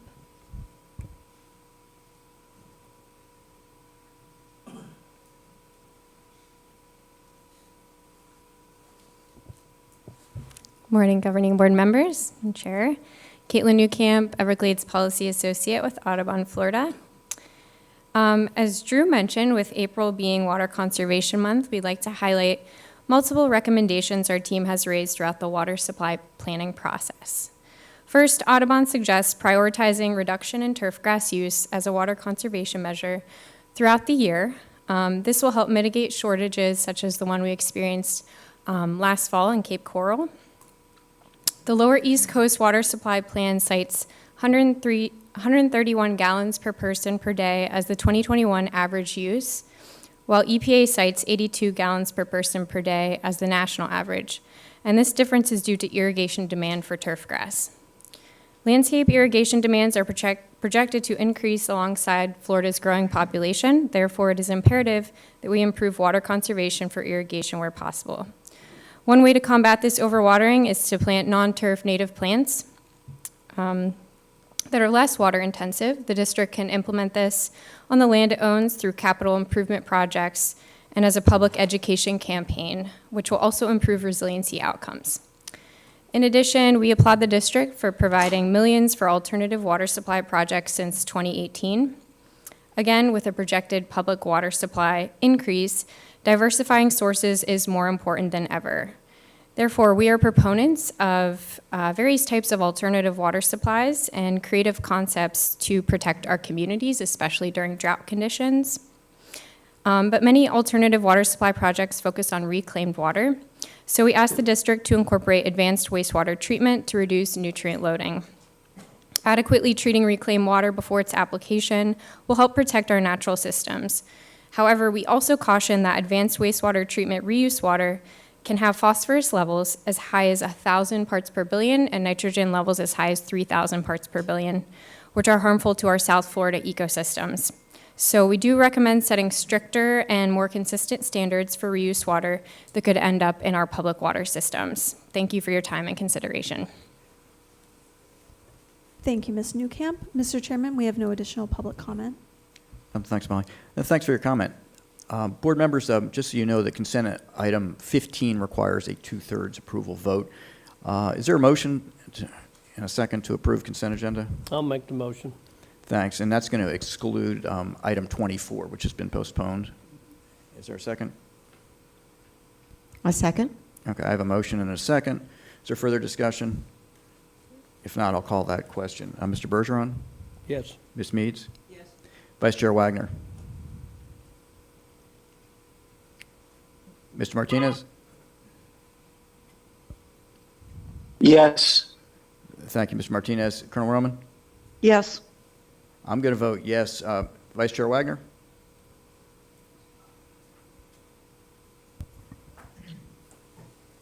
Mr. Butler? Sorry. Yes. Sorry, Ben. Forgot about you. That passes unanimously. Thank you.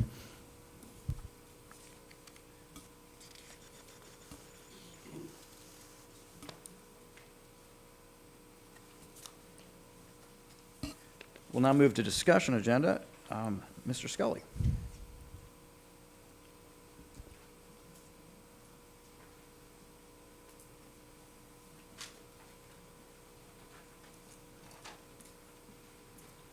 Good morning, Mr. Chairman and members of the Governing Board. This item requests the Governing Board approval to renew a highly utilized and successful procurement mechanism to obtain support services, both intellectual and physical, for the science and technology aspect. It complements the professional engineering services work order-based contracts that Lucine Dadrian brought before you a couple of months ago. The types of projects that these contracts may support are shown on this slide and cover a vast array, including disciplines in 9 different areas, including ecosystem ecology, zoology, soils, H&H or hydrogeology and hydraulics and hydrology, water quality monitoring and lab analytical services, and support services for technical editing and permitting. The request for proposals was issued by the Procurement Department back in November, and the solicitation included the criteria for responding to the for the proposals. A total of 11 firms responded to the RFP, and a publicly held meeting was conducted in December, and procurement determined that 10 of the 11 firms were both responsible and responsive. So after the written proposals were received, a selection committee comprised of district staff from 4 different sections evaluated the proposals based on the criteria that were contained in the RFP individually. Subsequently to that, in February, a publicly noticed meeting was held in which procurement evaluated all of the individual scores and comprised a summary and based on the input provided by the evaluation committee members. A shortlist was determined, and based on a clear break in the scoring, the evaluation committee recommended that the top 6 rated firms be presented to allow the district to go enter contract negotiations. So the firms on this slide shows you the criteria which was contained in the request for proposals. There was 7 criteria that were based on, including one important aspect in that we were looking for 9 distinct disciplines, including a new one called data science, in which the district has been on the leading edge of taking advantage of cloud computing, artificial intelligence, machine learning. And so this discipline was factored in, and we had a number of firms that were able to provide or offer support services in this relatively new discipline. So in addition to that aspect, we had other, basically the firms were asked to demonstrate their ability to provide enough resources and staff to meet the needs of our staff. So as I mentioned, 11 firms submitted proposal. The committee met, and due to a clear numeric break between the 6th and 7th ranked firms, the recommendation was to select to enter negotiations with the top 6 ranked firms. And those firms are Stantec Consulting Services Incorporated, DB Environmental Services, Environmental Laboratories, ESA or Environmental Sciences Associates Corporation, WSP USA, South Florida Engineering and Consulting, and Applied Ecology. 4 of the 6 top-ranked firms are currently under contract with the existing support services contract. We have 2 new companies that are on this list of 6. Neither Stantec nor Applied Ecology had previous science and technology support services contracts. So with that, the resolution is to seek a spending authority for a 3-year period with up to 2 1-year renewals for $15 million, and to allow district staff to enter contract negotiations with the 6 top-ranked firms. Thank you, Mr. Scully. Is there any public comment on this? We have none, Mr. Chairman. Thanks. Is there any questions or discussion? Could I have a motion? I move to approve. Thank you. Is there a second? I'll second it. I have a motion to approve and a second on Resolution 2024-0415. I'm going to go ahead and call that question. Mr. Bergeron? Yes. Ms. Meads? Yes. Vice Chair Wagner? Yes. Mr. Martinez? Come back to you. Colonel Roman? Yes. Mr. Butler? Yes. I'm going to vote yes. Ms. Martinez? That passes unanimously. Thanks very much. Thanks, Mr. Scully. We'll move now to item 27, which is technical reports. Mr. Mitnick and Mr. Glenn.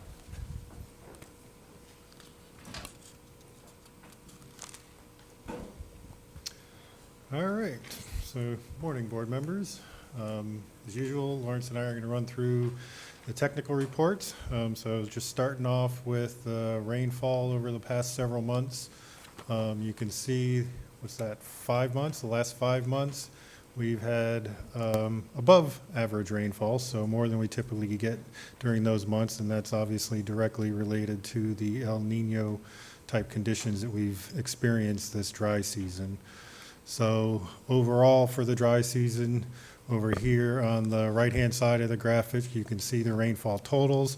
Again, this month, as I did last month, I'll draw your attention to all the blue down here in the lower west coast and in Everglades National Park. So when we talk about the high water levels in Everglades National Park, it's not only attributed to the direct inflows from the north coming from Water Conservation Area 3A, and the excess rains that it directly experienced, but also just direct rainfall over the park itself has led to those increased water levels. You can see it's about almost 200% above normal for a typical dry season.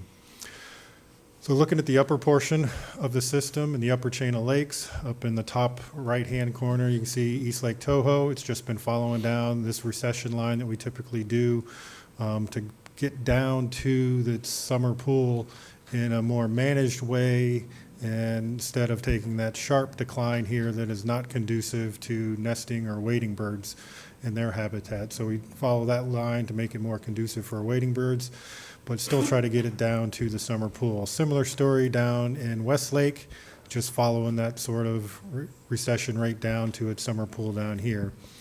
Lake Kissimmee, we've talked about last month.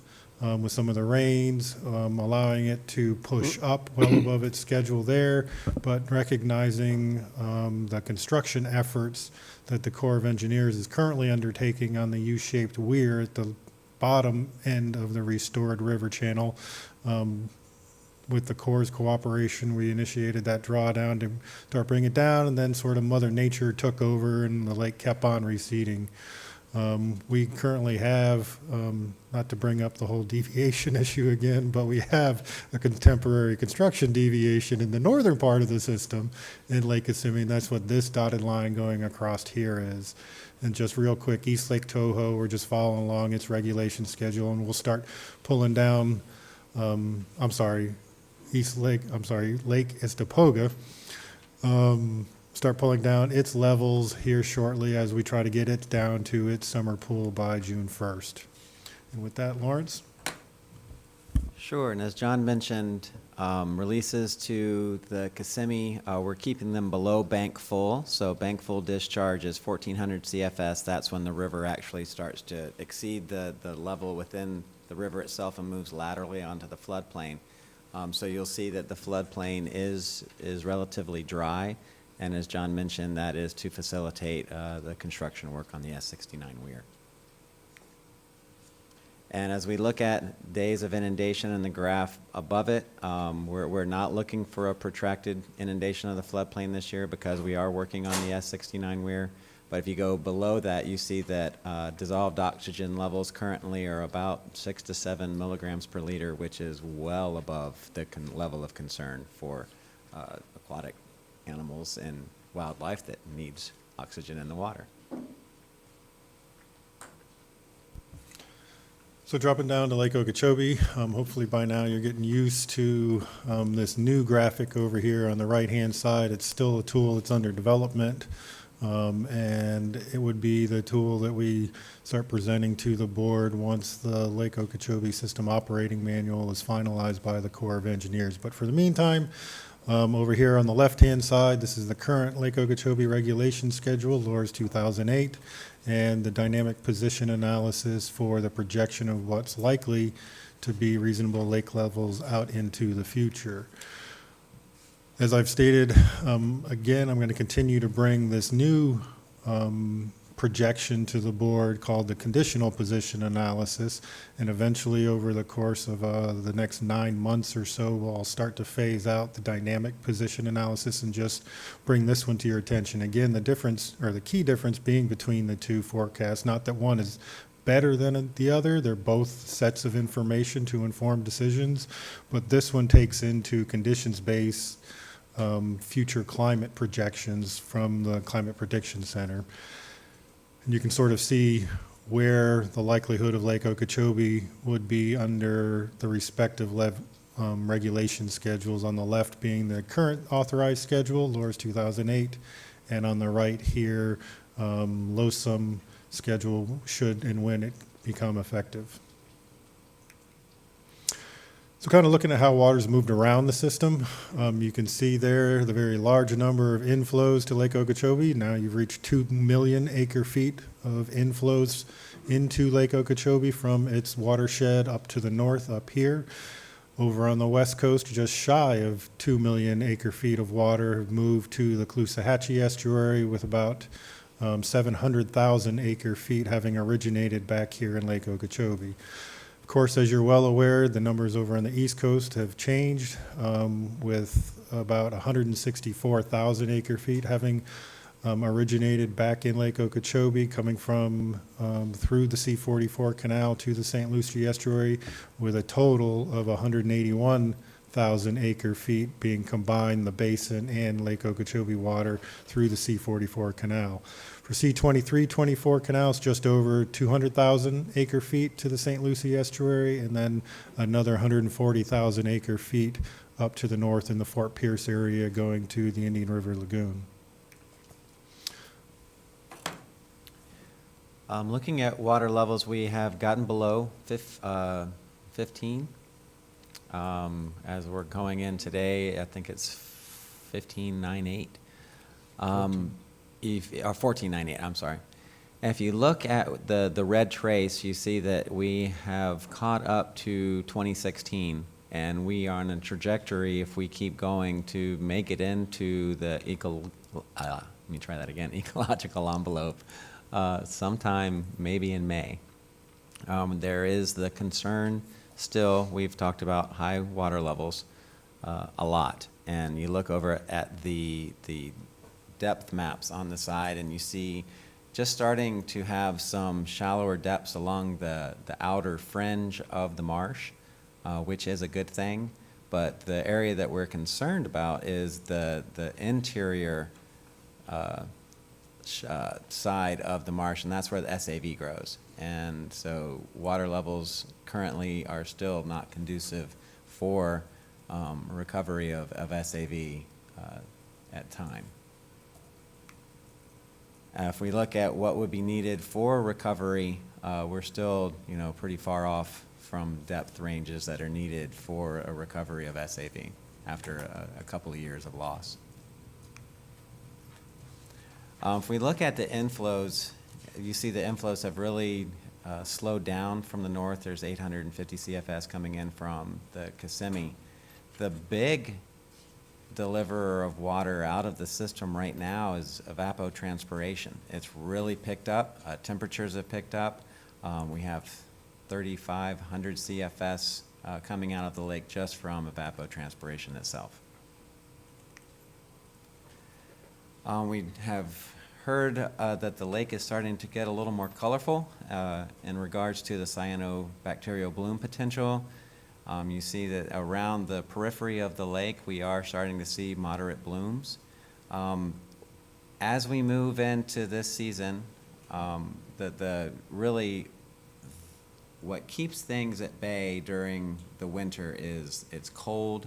The water gets very turbid because you have the storms that come through that kind of churn the lake up, and it's not the most conducive for the growth of cyanobacteria. As we move into summer, we start to get those higher temperatures. Photo period, how long daylight lasts, increases, and the lake starts to get clearer as winds start to die down.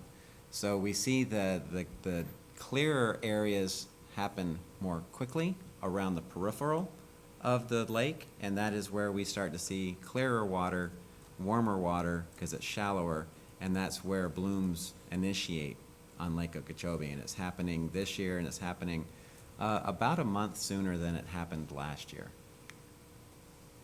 We do conduct water quality sampling for the lake, and specifically to look at blue-green algae.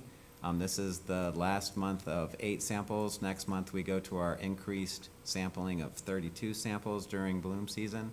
If you look at the middle column in there that says toxin levels, we do have 3 detects for microcystin, and that's at palms out and poles out. Remember, the measure for detection is 0.0 or 0.2, and these are 0.3, so it's just above the level of detection, and not at the 8 milligrams per liter, which is the World Health Organization's level of concern.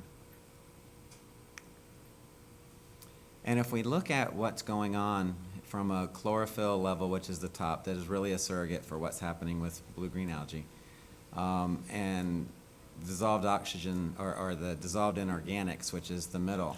You see the blue trace in, let me see if I can get this pointer going. The blue trace here is starting to decline. So the dissolved inorganic nitrogen is being used up in that nearshore area. And you see a concurrent increase in chlorophyll levels. That's because you're having blue-green algae is using up that source. So that's a good thing for what's happening in the nearshore. It hasn't happened yet in the pelagic zone. We don't say we want a bloom, but we have seen in years past when we have an early bloom that is very large, that covers the lake, typically it uses up a lot of that inorganic nitrogen food, and it kind of helps ameliorate bloom conditions across the year. One of the reasons why everybody's so concerned about the loss of SAV, regardless of it, the habitat that it provides, that's a very important function. But it also, when it is, the SAV community is very healthy, it competes with this inorganic nitrogen. It competes with the different nutrients that are needed for blue-green algae growth and for plant growth. And without the SAV there, the competition is more one-sided. So that's another big reason why we really want to have a recovery year next year for submerged aquatic vegetation. The lake is a bit too high for wading birds as well. If you look at the map over here, you have colors, and the lighter blue colors are the depths that are most appropriate for wading bird foraging, and you don't see a lot of that color across the marsh. So we are seeing below our 5-year average of wading bird use of Lake Okeechobee this year. It's just too deep.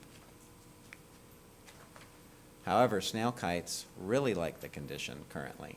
There are 68 nests on the lake so far. 3 have been unsuccessful, but 65 are active. If you look across that graphic, the green color is the successful nests. Traditionally, they're not the most successful parents, but last year was a really good year. And when you look at demographics and a population, last year was a great nesting year. It was a very successful nesting year, so that was really good. And you want to have one of those about every 3 years to ensure that your population is sustaining itself. So we'll see as we continue on. We're only in the beginnings of the nesting season, but we'll see how nesting fares out for the snail kites on Lake Okeechobee. Going into the St. Lucie and salinity conditions and outflows, you see up in the top, these blue conditions are when pulse releases were being released by the Army Corps. And those have subsided, and you've seen a change in the salinity gradient within the St. Lucie here. The forks are very fresh, and you have that estuarine condition only in the mid-estuary, and that has changed completely since releases have stopped. And that has allowed salinity to come back up into the optimal range for adult oysters. And looking at oyster density over time, currently we're at a similar place to where we were back in 2022. And we hope that through the remainder of, as we go into the spat, that we're going to have a really good reproductive year this year to help pick that adult number back up. We do zooplankton monitoring monthly in the St. Lucie. This is only our first year, so I don't have anything to compare it to, but the interesting things that do show is that densities are greatest in the South Fork, which is this area down here, and that's predominantly from crab larvae. So there's a big crab spawn going on. And then we've talked about releases and when releases would be most beneficial or if they would be detrimental. And we've talked about the spawn. You know, what's going on with fish, what's going on with crab, what's going on with any of this zooplankton, which is the base of the food chain. And if you look at the middle estuary right now, you can see there are lots of fish eggs and starting to be fish larvae. So the spawn has definitely started from a zooplankton perspective within the St. Lucie estuary. Going over to the Caloosahatchee, these again are the pulse releases that were made by the Army Corps. We are in a reprieve moment or they're not making releases at the moment. And you see that there already has been a change in the salinity gradient. It was fresh all the way down to Cape Coral. That fresh zone is starting to retract, which was typically what we would see within a dry season. And we see that the current setup right now has, for Shell Point, oysters have the optimal salinity condition. And we've talked about it before, but oysters definitely behave differently in the St. Lucie and the Caloosahatchee. We see a really good density, the highest so far in the past 2 years at Cape Coral, and at Shell Point, it's about the third highest it's been in 3 years.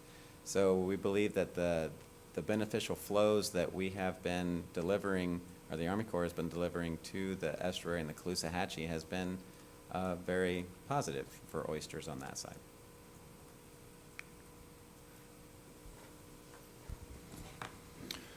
All right, so this is the much talked about slide that you've already heard a fair amount in today's discussion.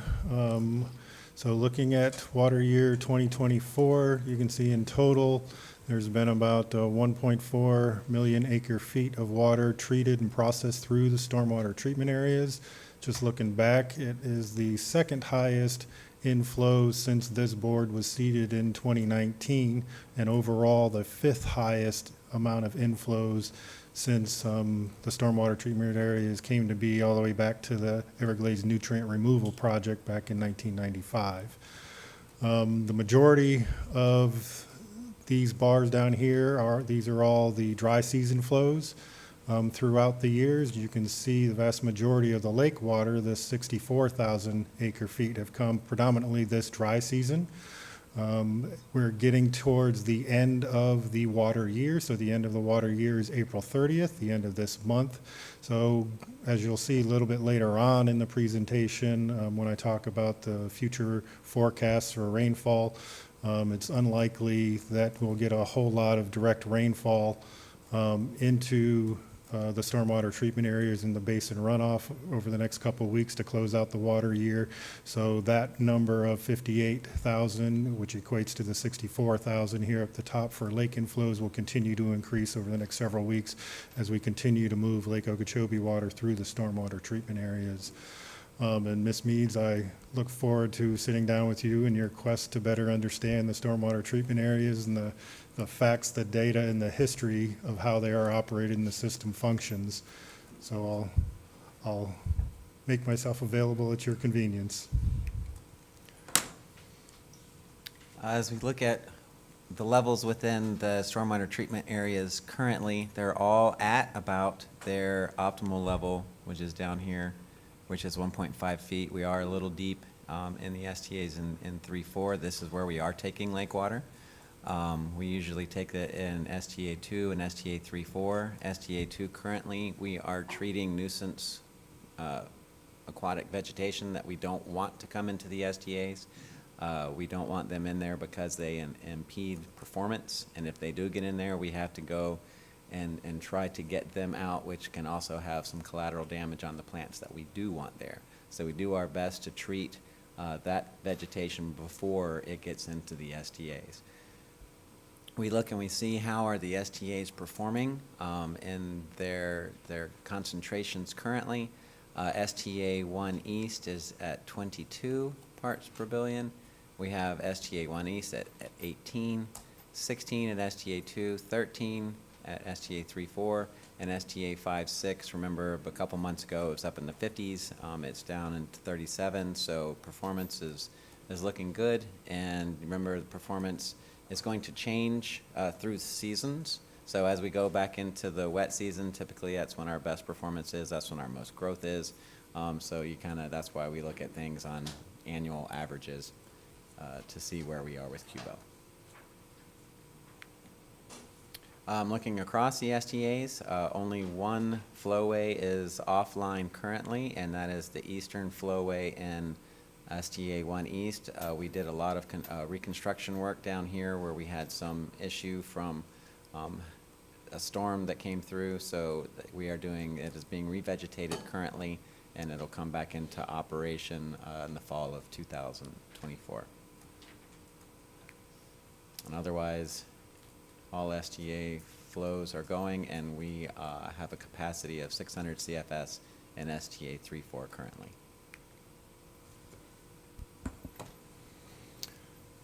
All right, so looking at how water has been moved around the southern portion of the system, you can see here overall to the water conservation areas, but everything that's come in from the north, the west, and the east here, and those red arrows is just shy of, again, 2 million acre feet. And then about just shy of 2 million acre feet have been moved into Everglades National Park, inclusive of the detention areas over here on the eastern boundary. Going from the urbanized area into the Intercoastal Waterway, into Tide, just around 3.3 million acre feet have been moved off the landscape and out to Tide. And the vast majority of that 3.3 million, and unfortunately I don't have the number off the top of my head right now, is been towards Biscayne Bay, as it has been the last several months. So looking at the water conservation areas and their stages, you can see up in the upper right-hand corner, Area 1 had been above schedule due to some of these rain events that we experienced through the El Nino conditions, but it has come down and is just about at schedule. Just this week, the Corps of Engineers made operational changes to close the S10s, so it's no longer moving water from Area 1 down into Area 2. At the same time, the Water Management District stopped moving water out of Area 1 down the Hillsborough Canal and to Tide. For Area 2, you can see that it is still above schedule. However, it is starting to do a recession. Corps of Engineers, it still continues to move water from Area 2 down into Area 3. That takes us over to Area 3. We've already had a decent amount of conversation about Area 3 today. You heard from Colonel Booth the approach that the Corps of Engineers is taking to address those issues surrounding Area 3 and water stages within Area 3. But for right now, as the Colonel indicated, we're about 1 to 2 inches above its regulation schedule, and it continues to recede. Overall, the inflows into Area 3 are significantly outweighed by the outflows. Said another way, there's more going out than is coming in, so that recession will continue, and I would expect that sometime early next week that the conservation area will be back to its regulation schedule. You'll see that in the forecast a little bit later on. So talking then a little bit more about the South Dade conveyance system, as I said last month, the Water Management District still has work going on the 332C pump station due to the failure of those pipes. So that pump station is completely offline as the field crews get to work on removing those discharge pipes and just creating the open channel. So we're trying to manage the system as we can based on the infrastructure that we have and recognizing some of that infrastructure failures that we're trying to remediate.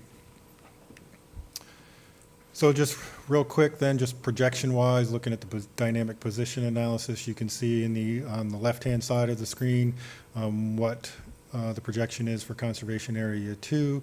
It's likely to continue that recession, get a little bit closer to schedule before the onset of the wet season, similar to Area 3. And although you see a lot of these lines up here tail off and still remain above schedule, for the most part, Area 3 has been following this 5 to 10 percentile line that's bringing it really close right in here to actually getting to its regulation schedule. With that, Lawrence. Thank you. Looking at salinity conditions within Biscayne Bay, they're looking really good, both the orange line and the green line.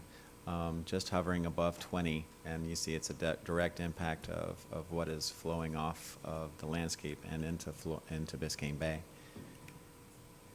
Looking at Everglades water depths, one of the things that you will notice is that the top end of Water Conservation Area 3A is starting to dry down.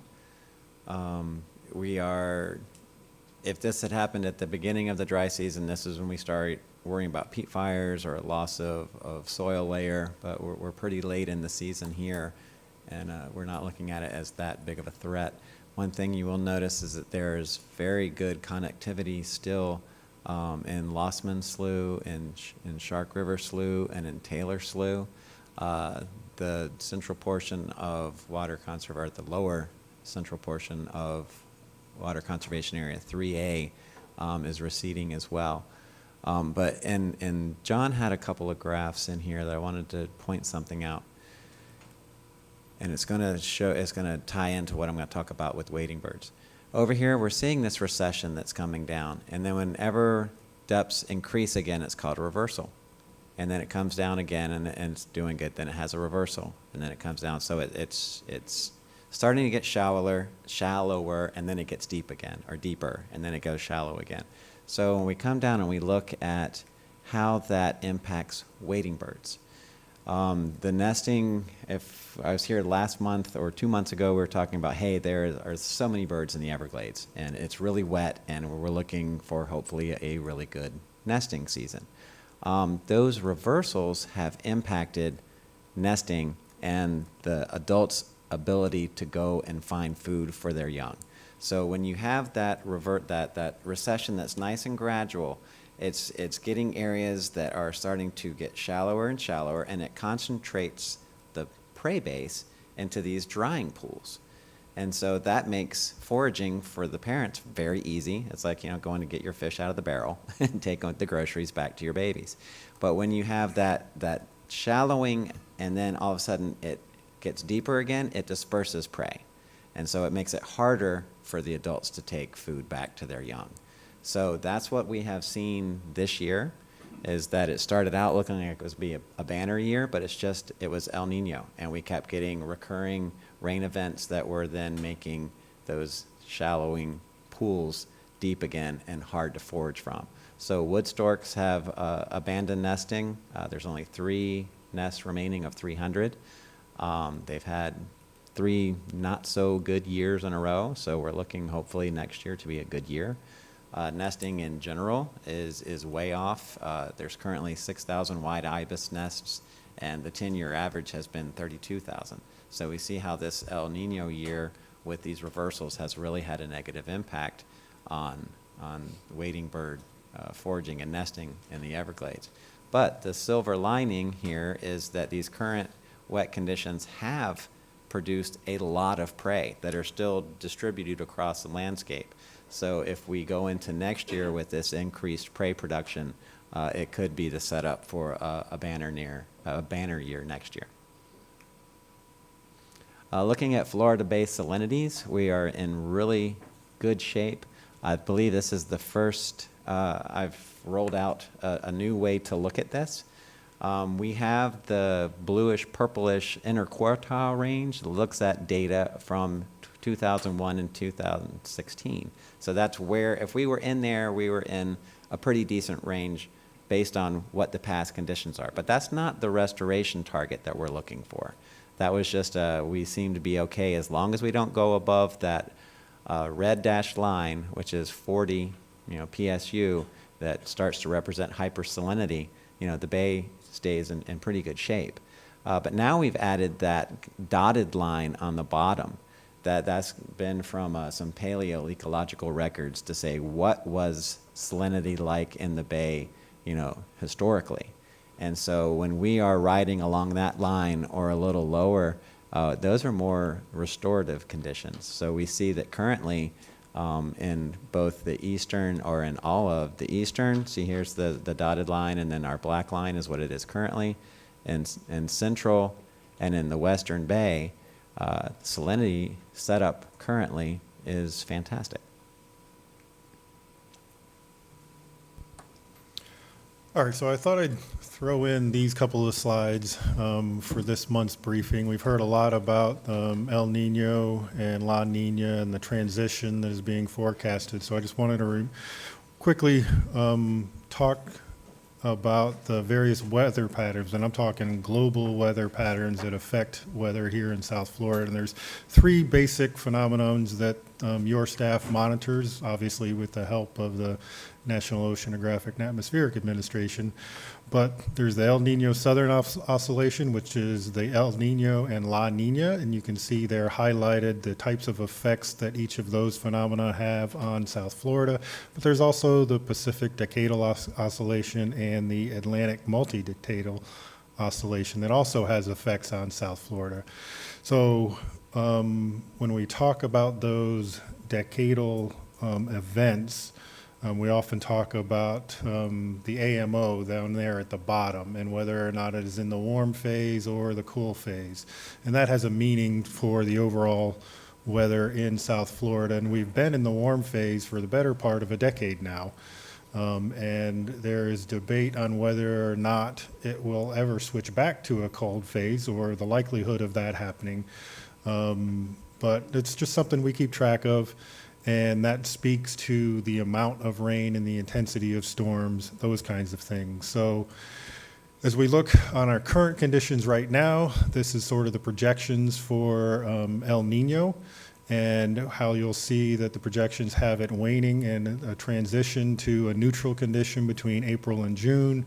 But then more likely, we're forecasting a La Nina type condition developing for the upcoming dry season. And that's sort of that spring predictability barrier that I mentioned a couple meetings ago. And we're about that time where we start to get a little bit more clarity on what that upcoming dry season will hold for us and whether it's El Nino or La Nina. And right now, everything is pointing towards a La Nina type forecast for the upcoming dry season.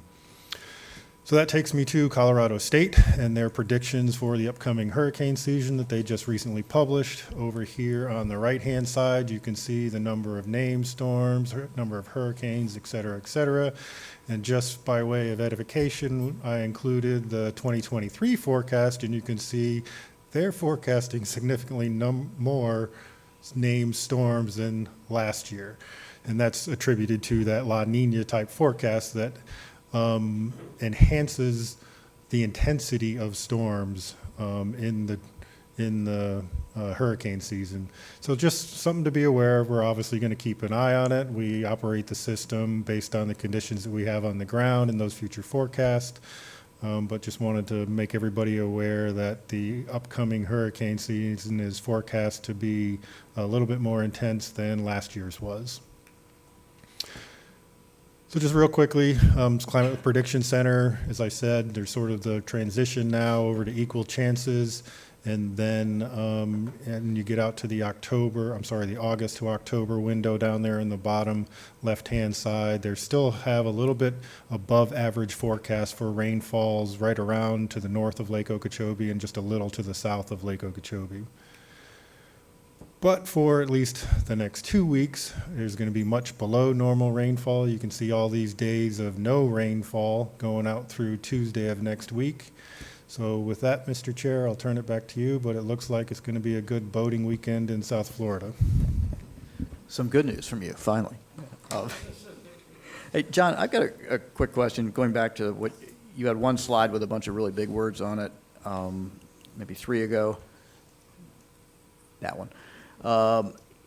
When we do modeling, do we only look backwards, or are we starting to use some of these to look forward?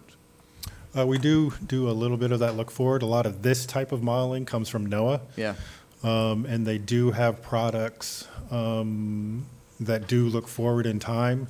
One of them is the Madden-Julian oscillation, which I don't want to get into. But yes, they do have forecasts that are forward-looking. So do we use that when we're doing things like LOSUM and Son of LOSUM and, you know? In the LOSUM modeling and operational planning, it's more of the historical. That's what I thought. And then you set up your operations to, we'll do some type sensitivity runs to try to bound the realm of possibilities and will allow flexibility, or I should say in conjunction with our partner, the Corps of Engineers, will allow flexibility to adapt to some of those changing conditions. Thanks. Anyone have any questions for John or Lawrence? Ms. Meeds? I beat you, Ronnie. Just real quickly, so the damage to the vegetation on the lake, could you go to a lake photo and show us where the loss of vegetation has occurred?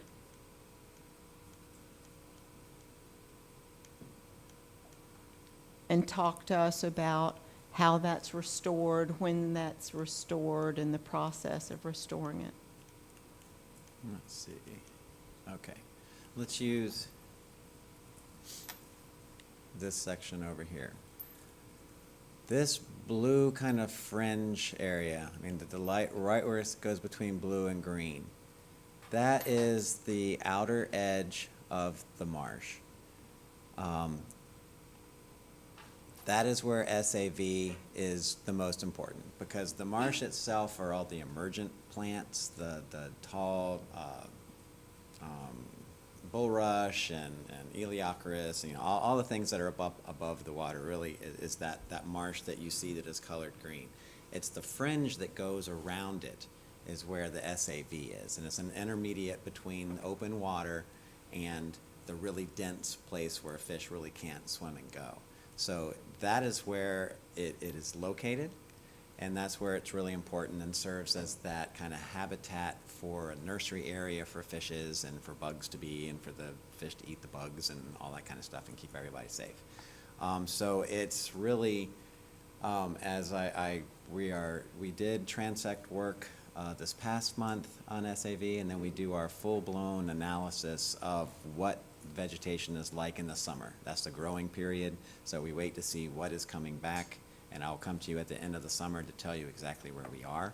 But where we have seen a lot of loss in the marsh, especially is down here. I believe last month I showed the difference in how much vegetation we've lost even in the emergent part of the marsh, down in the south end, where we've had really all along this fringe is where we have sustained loss of acreage of SAB, and even into Fish Eating Bay.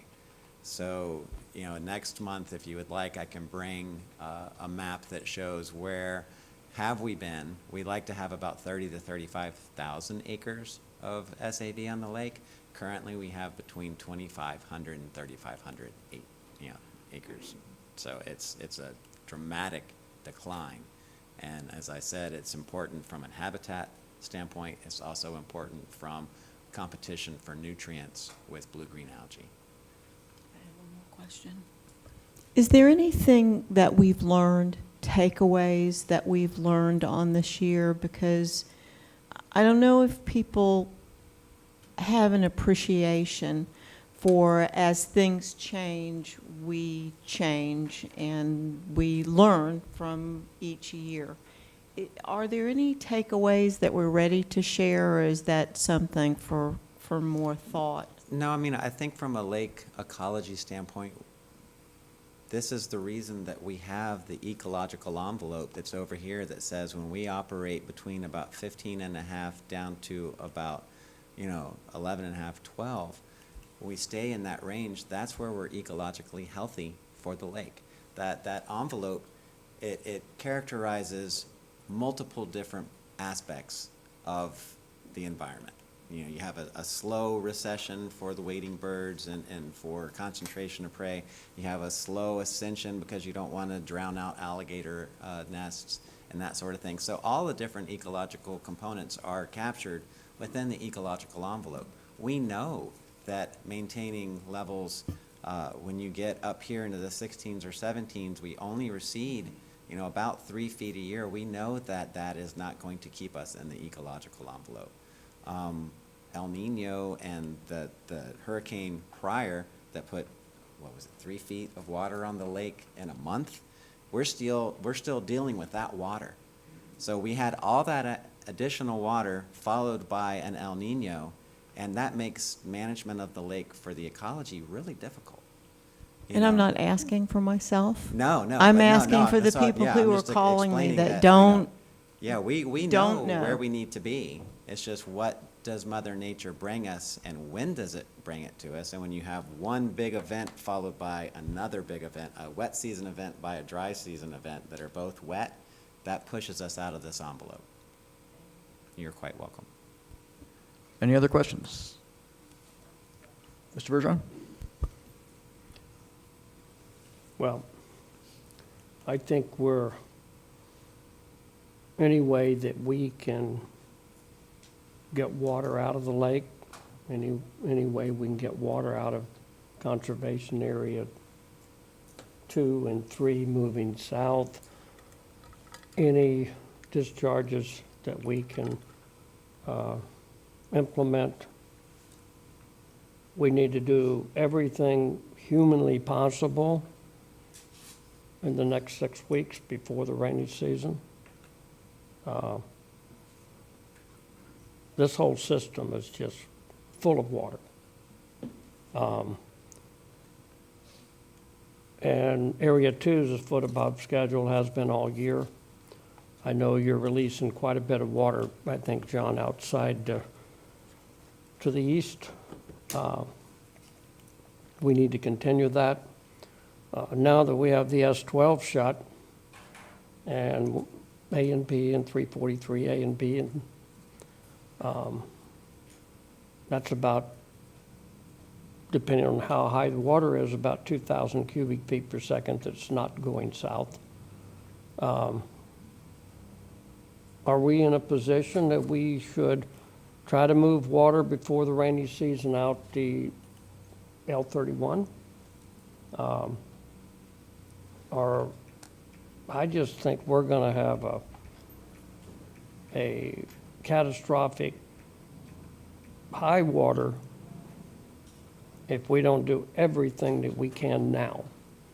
Now, obviously, when the rainy season starts, you can't use that avenue. Am I correct? The L31?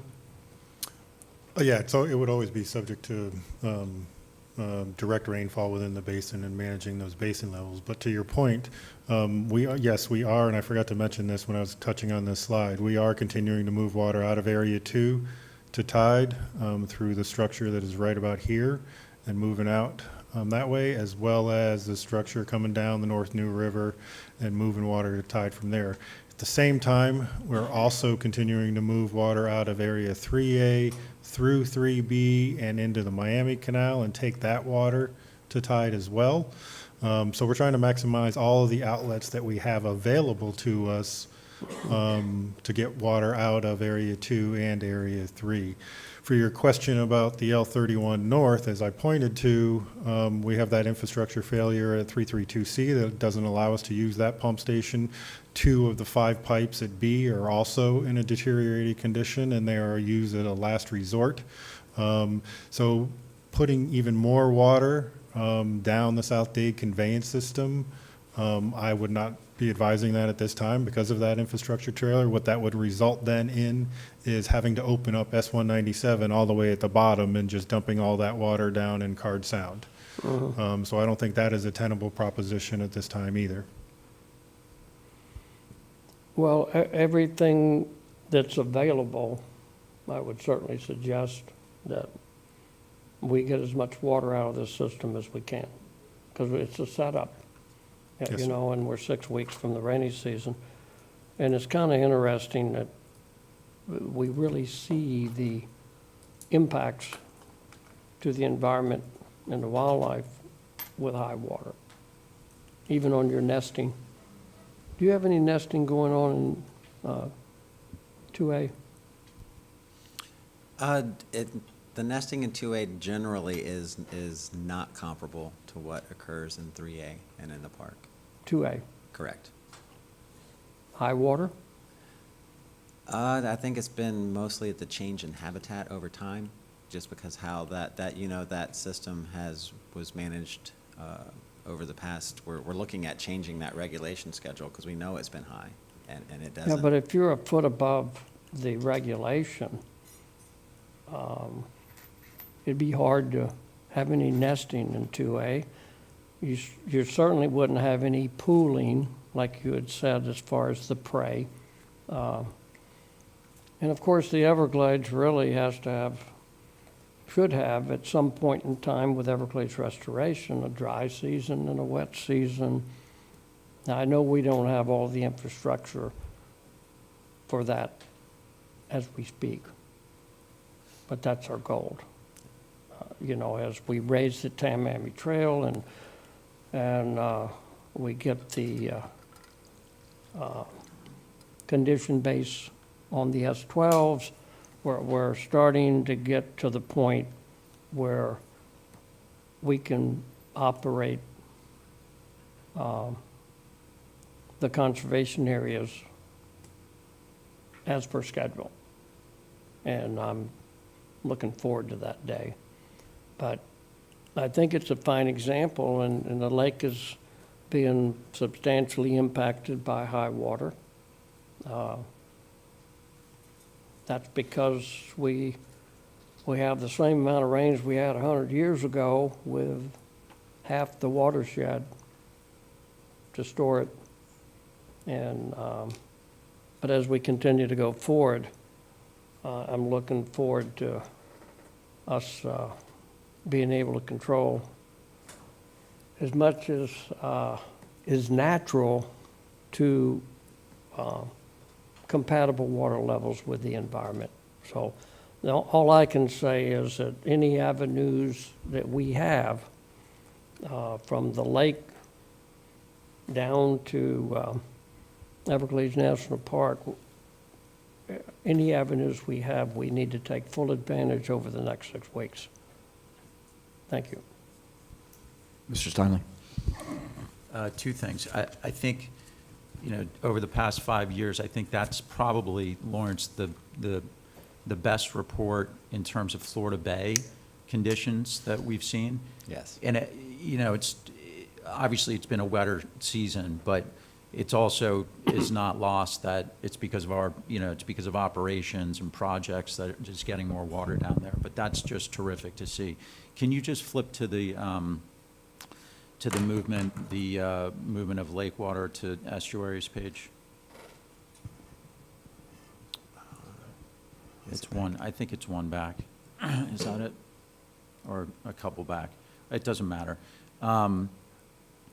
So I just want to bring, I think appropriately the St. Lucie and the Caloosahatchee get a ton of attention in terms of the impact of lake releases to their estuaries. I just want to continue. Yeah, I think that's it. I just want to continue to bring attention to the lagoon, Lake Worth Lagoon, and even though the scale of releases is nowhere near, excuse me, the releases to the other estuaries, the impact, given the size of the estuary, is just as significant. So to that effect, and since I missed the last board meeting, I want to thank the district for using some flexibility as it stands where our typical outlet is C51 through the S155 is approximately equidistant between the Palm Beach Inlet and the Boynton Inlet for a flushing perspective. What the district did this time was use some flexibility to move through S41, correct? So, which is much, much closer to the Boynton Inlet and to allow more flushing. So I think what we hope to see, we saw. Now I know there's variability with rainfall and everything, but in terms of the narrower salinity impact, I think it was positive. But what this reminds me too is that in periods like this where we have harmful releases, salinity is important, but sediments are just as important too, and it's more difficult to measure. And I know from just walking along the lagoon, the sediment problem, because of rain, but also because of lake discharges, has been significant. It takes a while for that to clear out.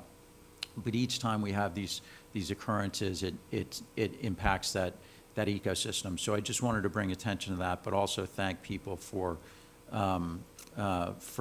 being flexible and resourceful in using better conduits for what we have to send out. Thanks. Any further comments for Mr. Mitnick or Mr. Glenn? Thanks, gentlemen. Appreciate it. Ms. Heater, get the monthly financial report.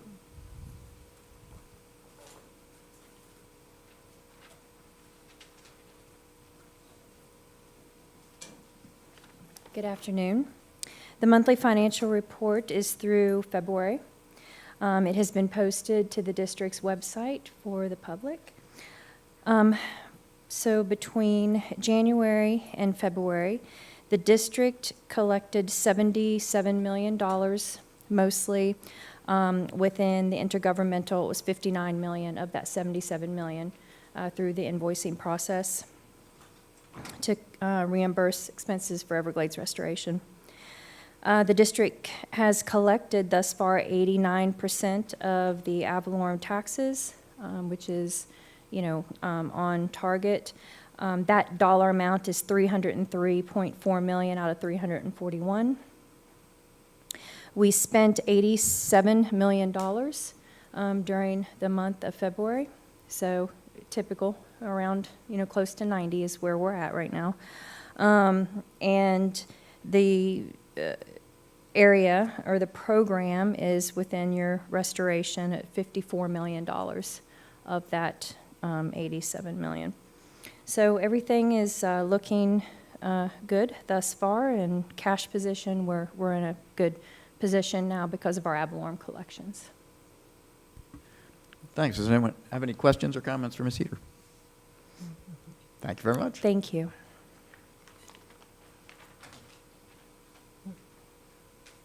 We'll go to a general public comment, if there is any. We have none, Mr. Chairman. Thanks. Before we go into board comment, I want to remind everyone that right after this meeting, we're going to hold the South Florida Water Management District Leasing Corporation annual meeting. The Leasing Corporation was established to oversee proper fiscal management on the certificate of participation funds, and those funds were issued in 2006 to finance several capital projects. The sole members of the Leasing Corporation are the governing board members. The board members, please remain seated for the Leasing Corporation meeting and stay on the phone if you're on it. As a reminder, the SFER open house is taking place in the lobby from 1 to 3. So we'll now go to board comment. Mr. Bergeron.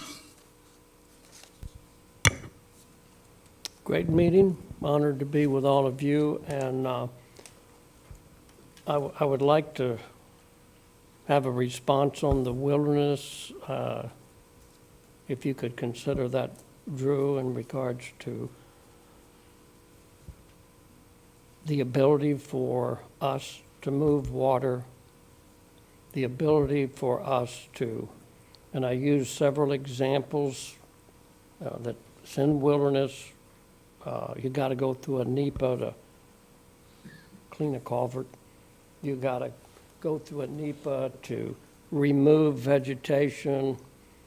Like I said, in front of the S12s, we've got a lot of work getting ready to start west of the L28 to move water south across the Tamaami Trail and Loop Road.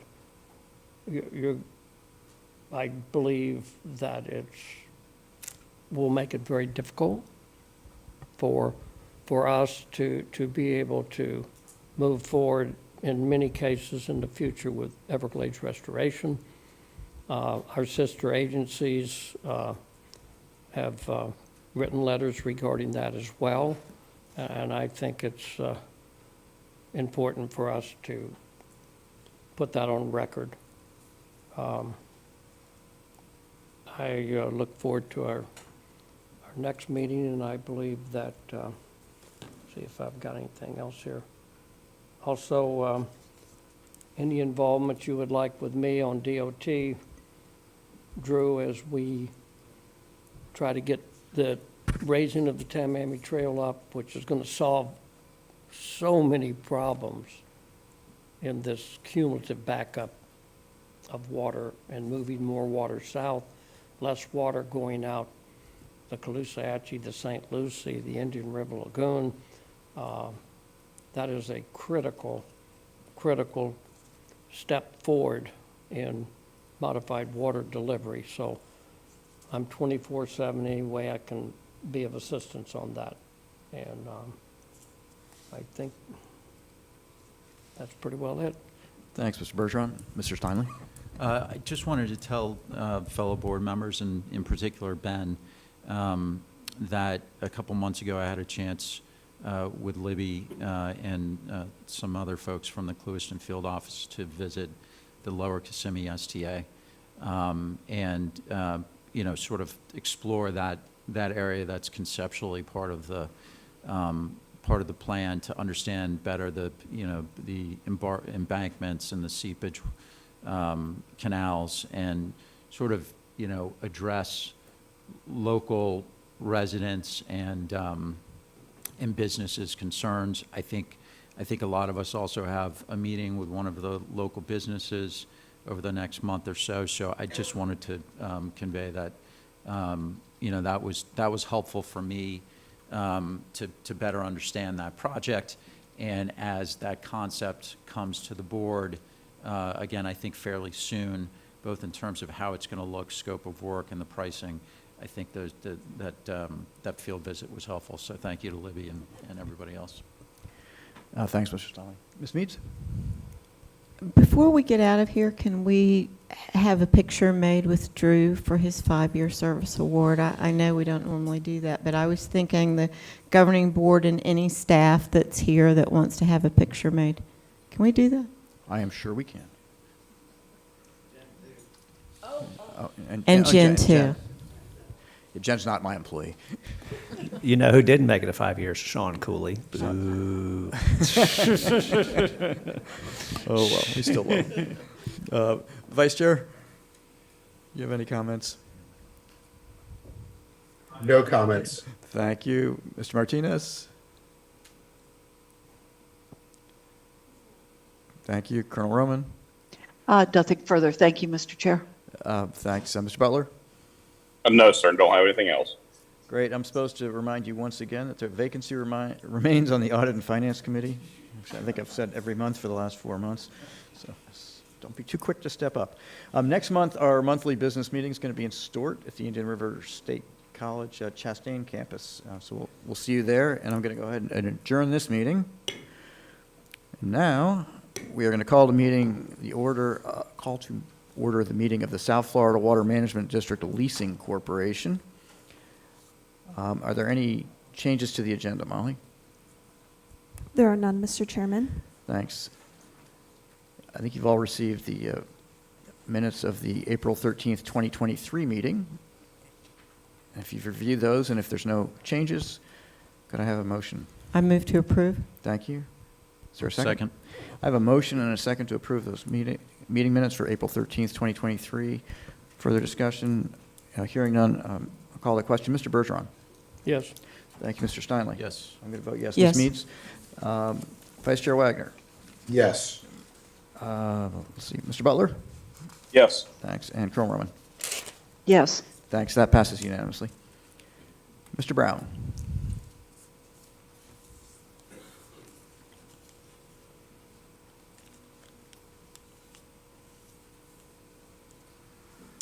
Good afternoon.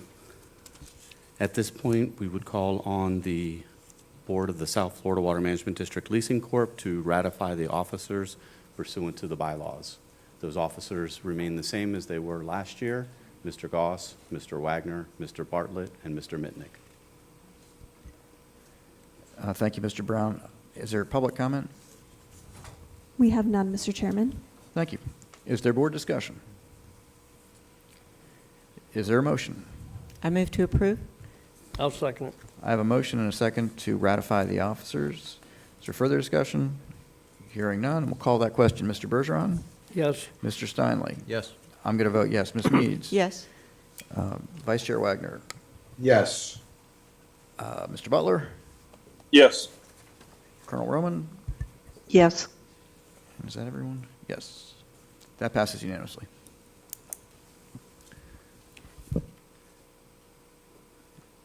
The second item for your consideration is the annual budget report. is before you on the slide with a total debt service of $30,269,875. Thanks. Is there any public comment on this? There are no public comments. Thanks. Is there any board discussion? Hearing none, can we have a motion and a second to approve the annual budget? I move to approve. Thank you. Second? I have a motion and a second to approve the annual budget. Is there further discussion? Hearing none, I'll call that question. Mr. Bergeron? Yes. Mr. Steinle? Yes. I'm going to vote yes. Ms. Meads? Yes. Vice Chair Wagner? Yes. Colonel Roman? Yes. Mr. Butler? Yes. Thanks. That passes unanimously. Molly, is there any public comment? We have none, Mr. Chairman. Thank you. I'm going to adjourn the meeting of the Finance Corporation.